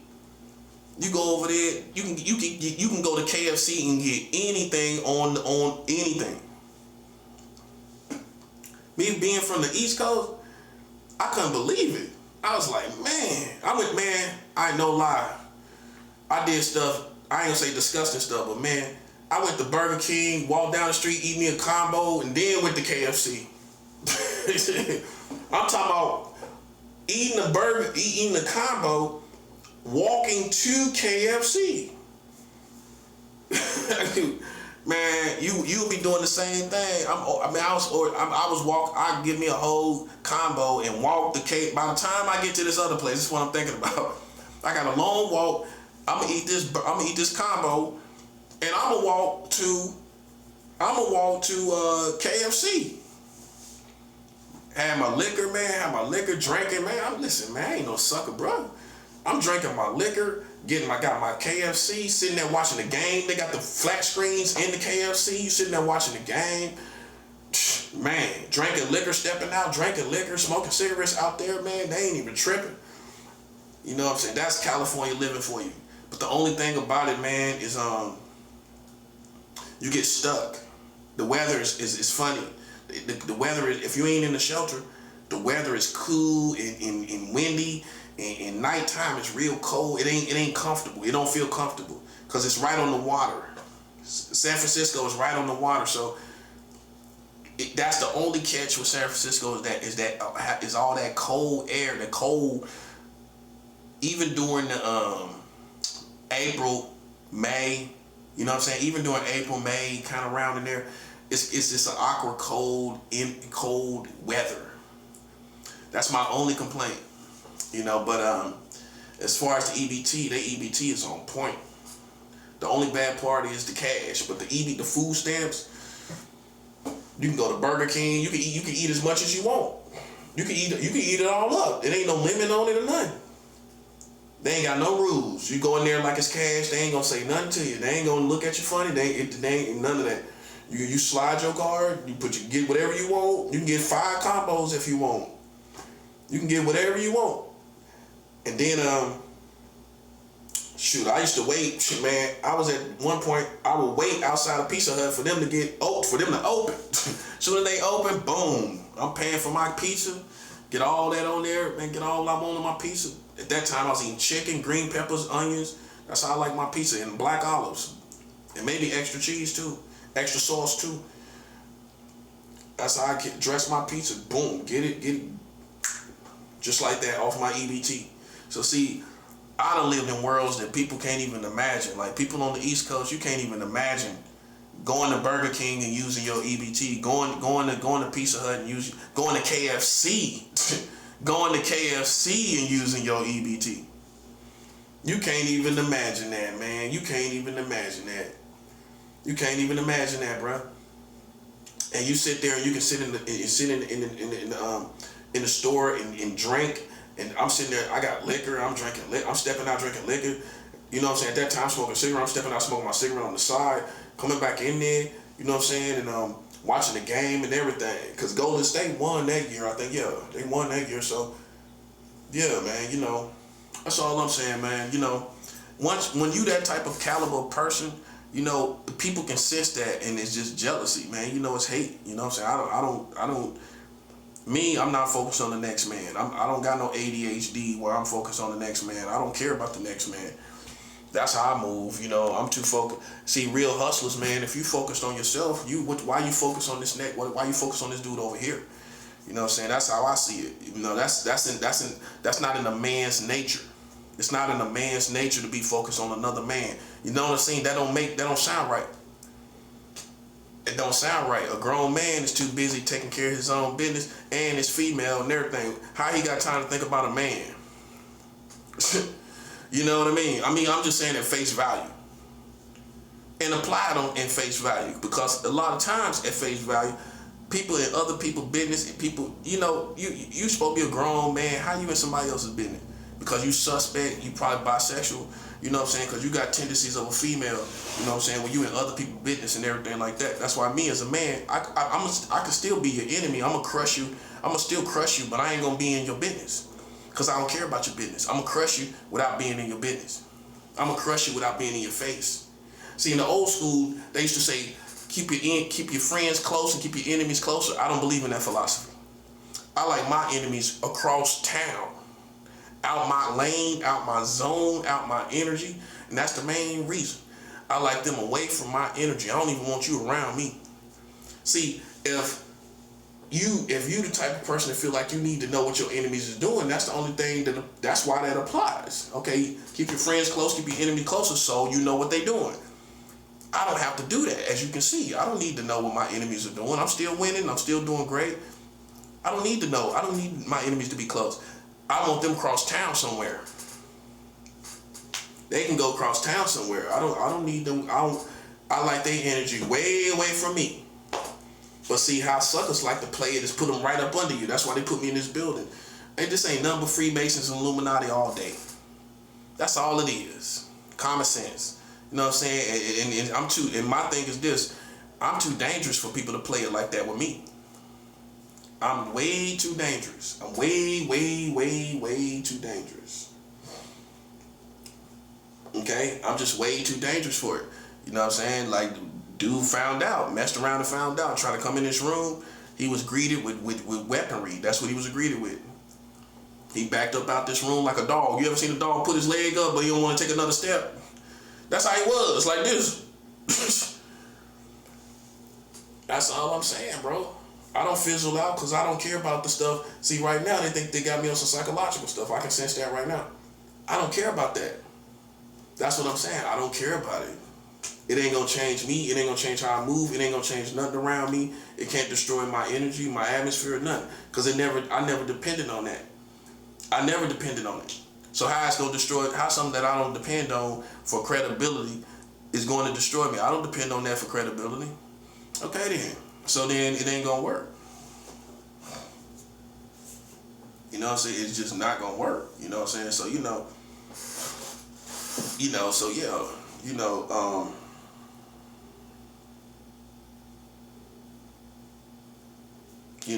that's just my life. You know what I'm saying? Am I saying I'm Al Capone or Tony Montana from Scarface? I'm saying I'm, besides the gangster or violent era or area or a thug area or a criminal area, I'm a well-rounded person. I'm a person that has had, besides thug life and gangsterisms, if you will, I'm a very well-rounded person to have seen many places that people are scared to go on ground level, besides talking about thug life or gangsterisms or whatever. Like I've said before, I never claimed to be a gangster. I'm a soldier, which is better, because a gangster might get a gun and can't dance.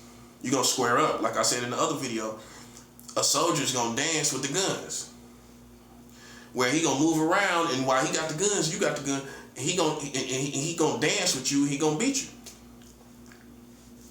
And most Americans can't even dance with guns. They got guns. I ain't scared of that. Because I know half of you can't dance with the guns. You know what I'm saying? You can barely shoot it straight. You know? And if I can dance with a gun, you in trouble. You ain't gonna know what to do. It's gonna be too late. If you do, once you figure it out and you size it up, it's too late. I got you. All I need is like a 2 or 3 second window where you are not on point about what I'm doing, and it's over with. That's all you need is a 3 second window. Boom, it's over. I don't need 3 minutes to get the best of you when you're not catching on to what I'm doing. I only need 2 or 3 seconds. That little window where you kind of hesitate and you don't really know what I'm doing, I'm gonna take advantage of that. See, the only reason I ain't got guns because it didn't make sense to me for me to get them. It didn't make sense. I'm in New York. I heard one young dude say, "Yo, if I move to New York, I'm throwing away my gun as soon as I get there." I'm like, yo, this dude is ahead of his time. For him to even say something like that. The dude say, if I come to New York, I'm throwing away my gun. Young dude. Because it's not the uniform here. You know what I'm saying? You get blazed, you get... If you in the hood, yeah, I mean, yeah, you know, but if you ain't in the hood, you know what I'm saying? Nah, why? It's overkill. You know what I'm saying? I'm not saying don't just be out here slipping. I mean, it should be on your to-do list, but to be out here just blatant with it, you know, with a pistol or guns, you don't need to do that. You know what I mean? This is like Mickey Mouse world now. You know what I'm saying? It ain't, you know, they got surveillance everywhere in New York. And can't nobody really even do nothing here. If you really pay attention, it's too much surveillance. They can, but they can't, you know? So, they got machetes here. I advise people to get the machetes. You know, I had me a machete in New York. I only paid $39 for it when I bought it. Straight out the box, straight out the plastic. I still got videos up on YouTube you can go look at where I got the machete straight out the box. And like I said before in the past, you hit somebody with that machete one time, it's over. But besides the weapons and all of this stuff, there's more to me. You know what I'm saying? Some people, that's all they are. And I'm like, obviously much way, like a whole world more, like in my spirituality.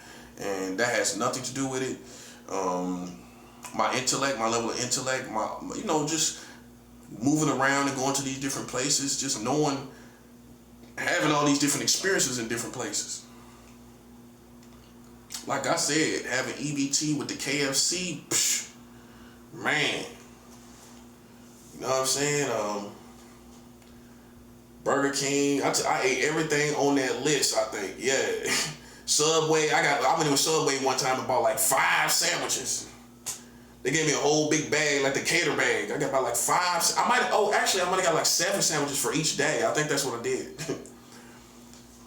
Yeah, like I got my fill of all of that stuff, man. And then mind you, it's these mom and pop, but like these city pizza shops, just regular pizza shops you can go to too. I did that the last time I was there. I didn't get anything from restaurants because I don't eat most restaurants from America. The main brands, I don't eat them. So I got like, independent pizza shops, independent places, grill places and, cook places, restaurants, independent restaurants, and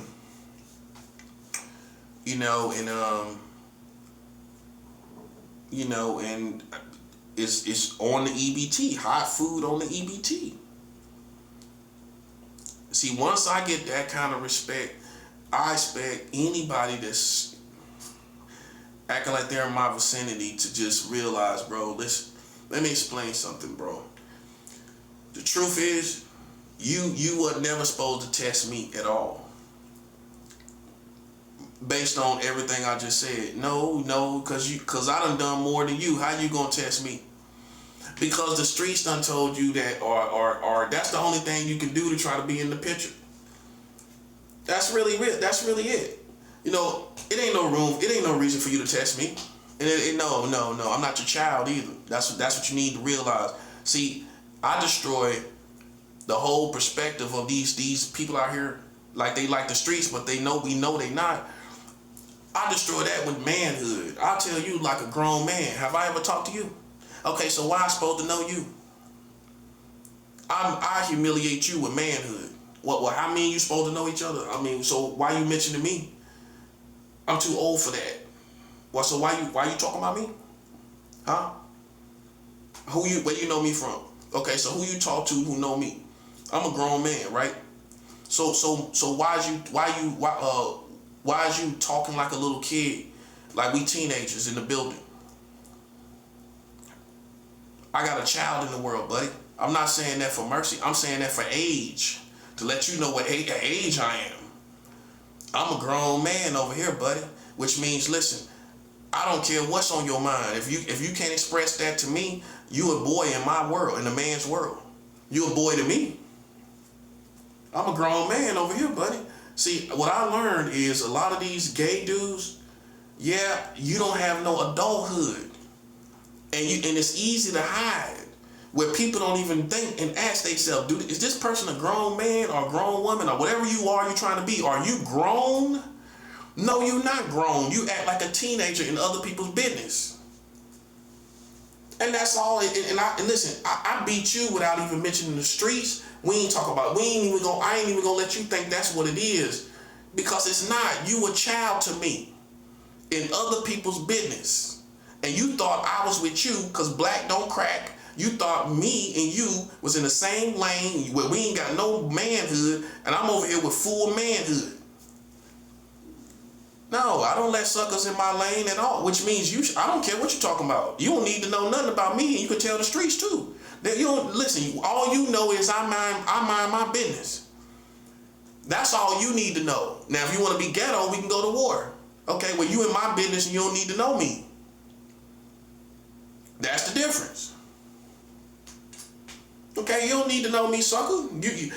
Well, we needed to know. You didn't need to know nothing. Listen to what you're saying. You ain't need to know nothing about me. And that covers it. You don't have no manhood. I exposed it for what it is. Because as soon as I start talking like a man, it's over, bro. It ain't no reason for you to be in my business. None. You ain't gonna find me in another man's business because it's not becoming of a man. It's not becoming of a man to be in another man's business. Okay, no. Where they do that at? Where do they do that at? Where do they do that at? Where you in another, you've been watching these rappers, these famous people. Of course, that's business. That's really business. You on the streets and you ain't no drug dealer and you ain't in the streets, so you don't need to know nobody, you don't need to know nothing. You ain't big enough to know nothing. You are not big enough to know nothing. If ain't nobody threatening your life personally, you don't need to know that person. No. Personally, I said personally. If they look like they size you up, okay, I can see why you would. If somebody says something to you personally, I can see why you would think, okay, you would try to see who this person is. But if they ain't saying nothing to you personally, why you need to you causing problems for yourself, sucker? Cause I ain't slipping. I hear all the talking out there in the hallway, right? So what you think I'm like? I'm on point. I'm ready for war, buddy.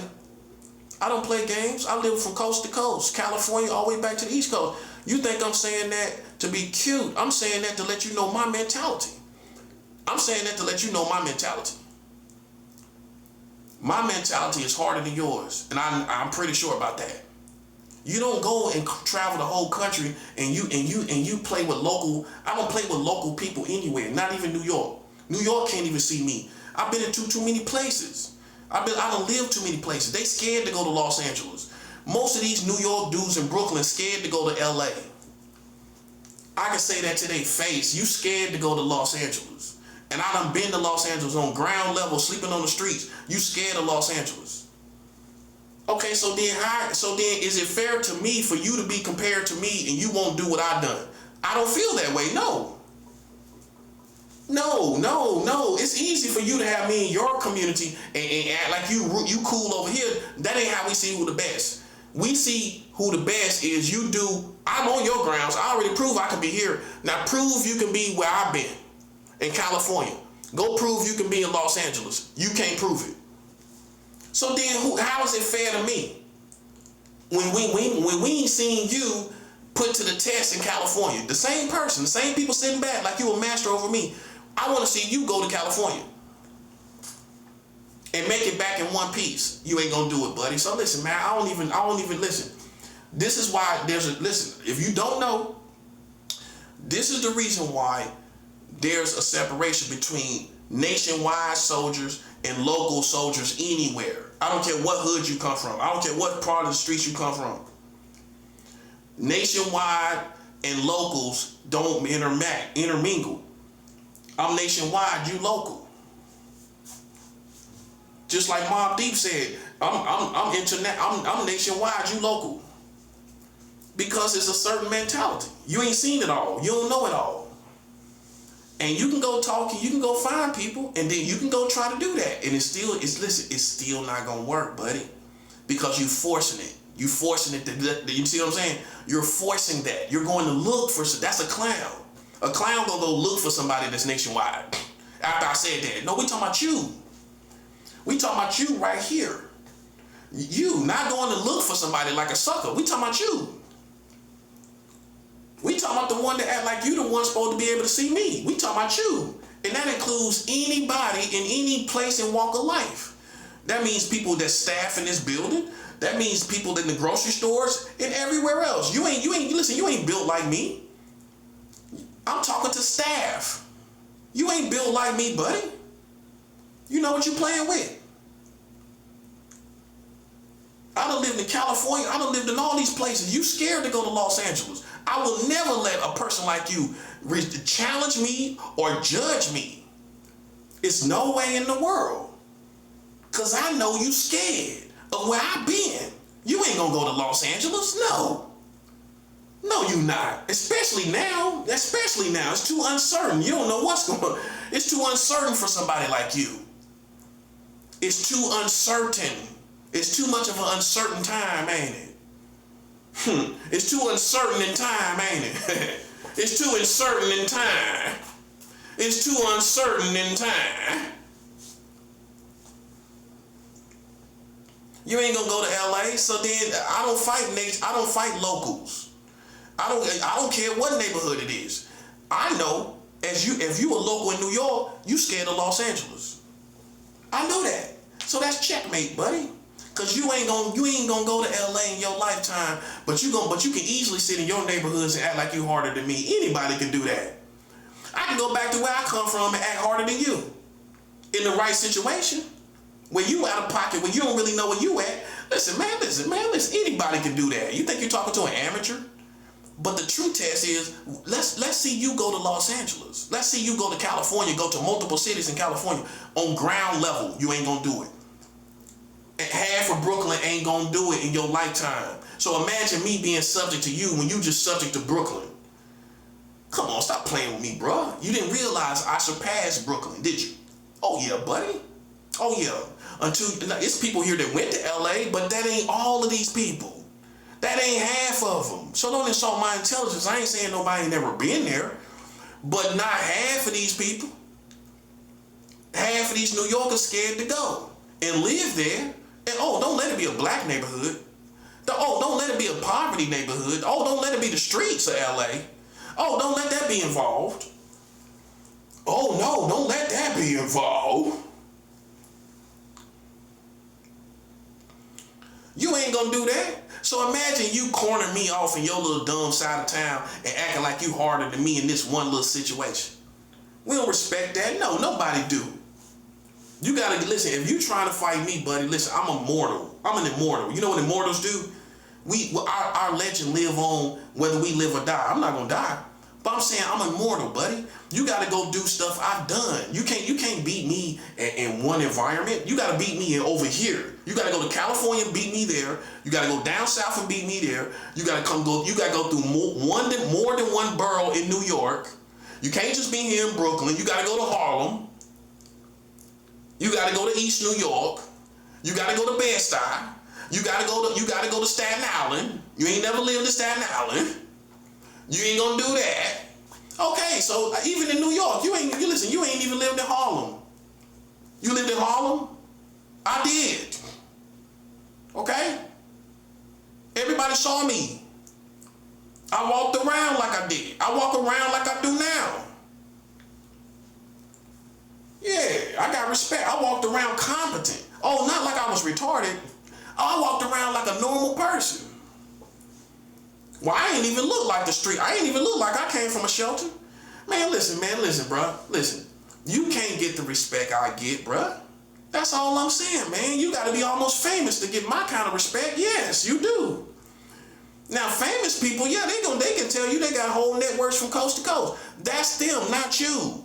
You're out here for secret societies and you don't have that. You got to go get somebody else like a sucker. We gonna clear you out first. That's what we gonna do. You are nobody. Okay? You join groups to be somebody. I'm without groups, and I'm still somebody. I did it by myself, without the mud. You didn't make me. You tripping. Because the bottom, what goods you gave me? What goods you gave me if you made me? Huh? You made me. No, you didn't. You played yourself thinking you could come up off of me, and I'm real, and I made it work for me. God made it work for me. You ain't give me no opportunity. You sucker, listen, you played yourself, and that's what happened. Now they gonna act like they gave you we gave you boy, you stop playing. You ain't give me no opportunity. You listen, you tried to humiliate me in this situation, and it didn't work because I'm real, right? So I survived the situation. I got my respect out the mud. God lined it up where I got my respect out the mud, and now you talking about you gave me an opportunity. Imagine that. See, I can talk these politics, buddy. That's how you know I'm real. I can talk all through this stuff. And like I said, am I acting like I'm Al Capone or something like that? Nah, but I'm a prophet of God. You're going to see that we above the streets anyway. I told you that's what's coming. God is going to make sure that these people out here, this is the next conversation. Besides the lames, we done got the lames out the way, right? They can't compare themselves to me because they scared of California, right? Okay, when we get past them, the streets cannot be above God's kingdom, bro. That's not going to happen. So if whatever part of the streets is involved with this situation, I hate to tell you, man, listen, God is going to challenge that. God going to challenge you, your family, and your position. That's just what it is. You put yourself in that situation. That's all it is. We're going to get respect above the streets. It's not for flex reasons. It's not to be above the streets just for the sake of being above the streets. This kingdom is above the streets. So in a unique way in these last days, God's kingdom has to interact with this street kingdom. You see what I'm saying? You follow me, right? Okay, to where God's kingdom gets its respect from this kingdom that's arrogant. From this street kingdom. Yes, sir. And that's why some of these preachers, listen, stay in your lane.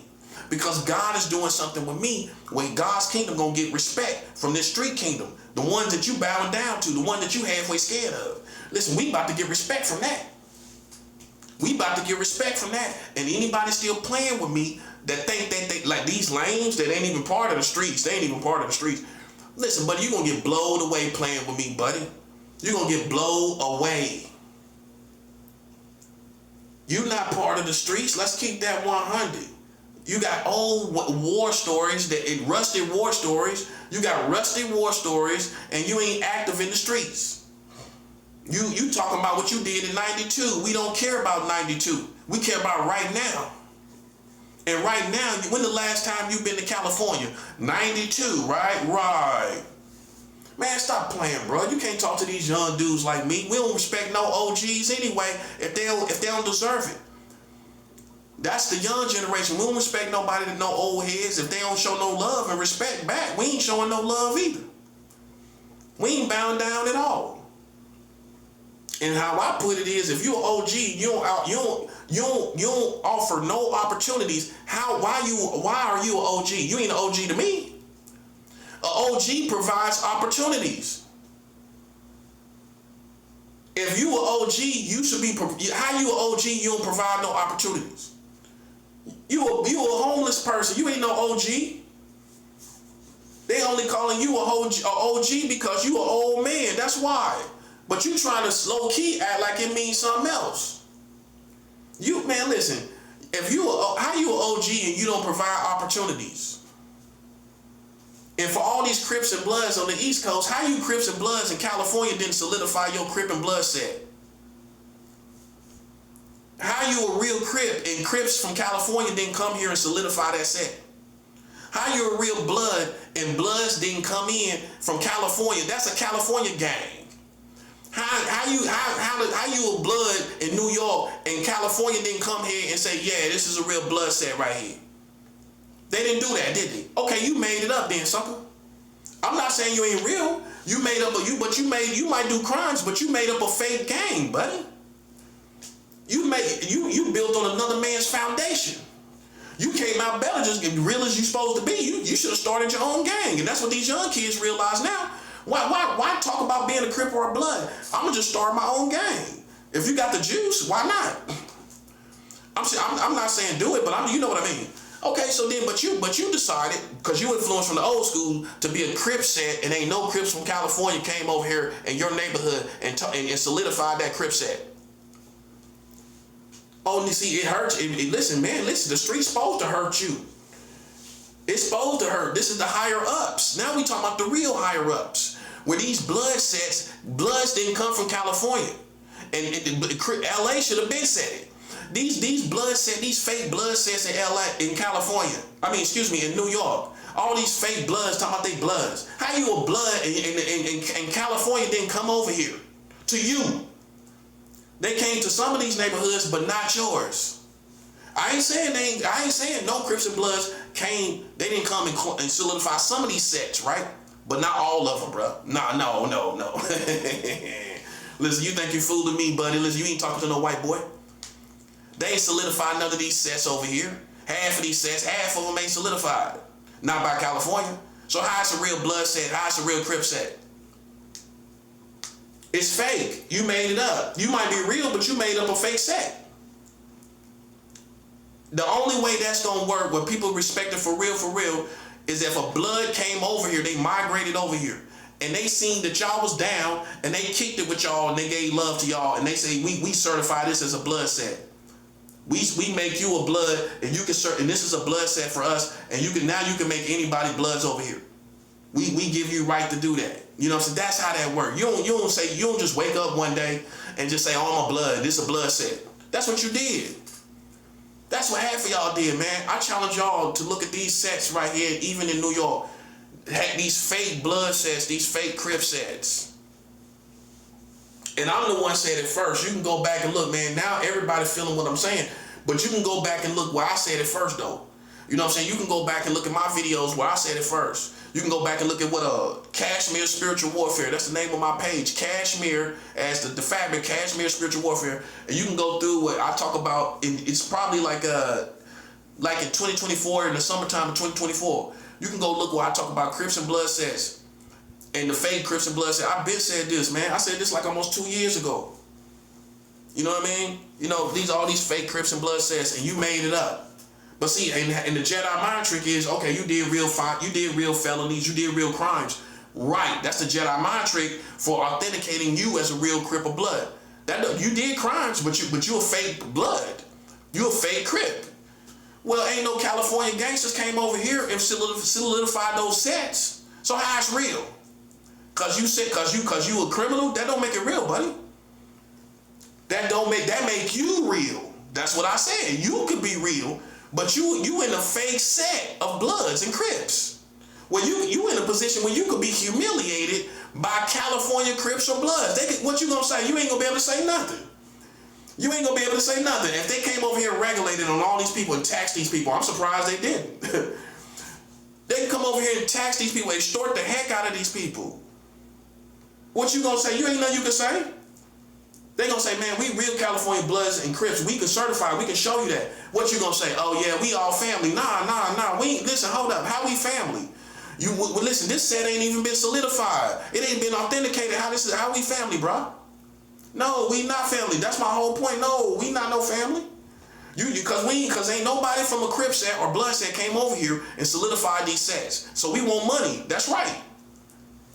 I'm surprised they could get a lot of money all across the country right about now. You could just regulate on these people and say, yo, we didn't say y'all was part of the Crips and Bloods. No, who solidified this? Big Red came. Okay, I know Big Red. Okay. So you good over here. But what about this set over here? Oh, well, nobody ain't coming. Oh yeah, nah, they gotta come down, buddy. We taxing. We taxing right now. Hey, we want like 40K That's like, we want like 40K, bruh. You know what I'm saying? We want like 40K right now, bruh. You know what I'm saying? And ain't nothing you can say. That's a good price too. We want about 40K right now, bruh. Like, nah, bruh. Like, listen, man. You know darn well you ain't no Crip. That's a California gang. It's a California gang. How you a Crip? You ain't been to California at all. You ain't never been there at all. You ain't never been to California one day in your life. How you a Crip? How you a Blood? You ain't been to California one day in your life. See, that's regulating. You know what I'm saying? That's why I see, like, that's why God is about to do a lot of things, man. When you think the people y'all respect, listen, these the politics I talk about. With them people y'all respect. That part, right? God is gonna get his respect from the street kingdom, man. And some Christians ain't gonna be able to ride alone, man, because that's not your expertise. You know what I'm saying? And that's okay. But God got his soldiers, man. When we gonna get respect from the streets. We gonna listen. That's how it's gonna go. We ain't gonna have to do a lot of talking. Ain't gonna have to go all into all this talking. No, it ain't. No, it ain't. Because the streets, the real streets, is a little more clean than these lanes. These lanes do all kind of crazy, little retarded, dirty stuff.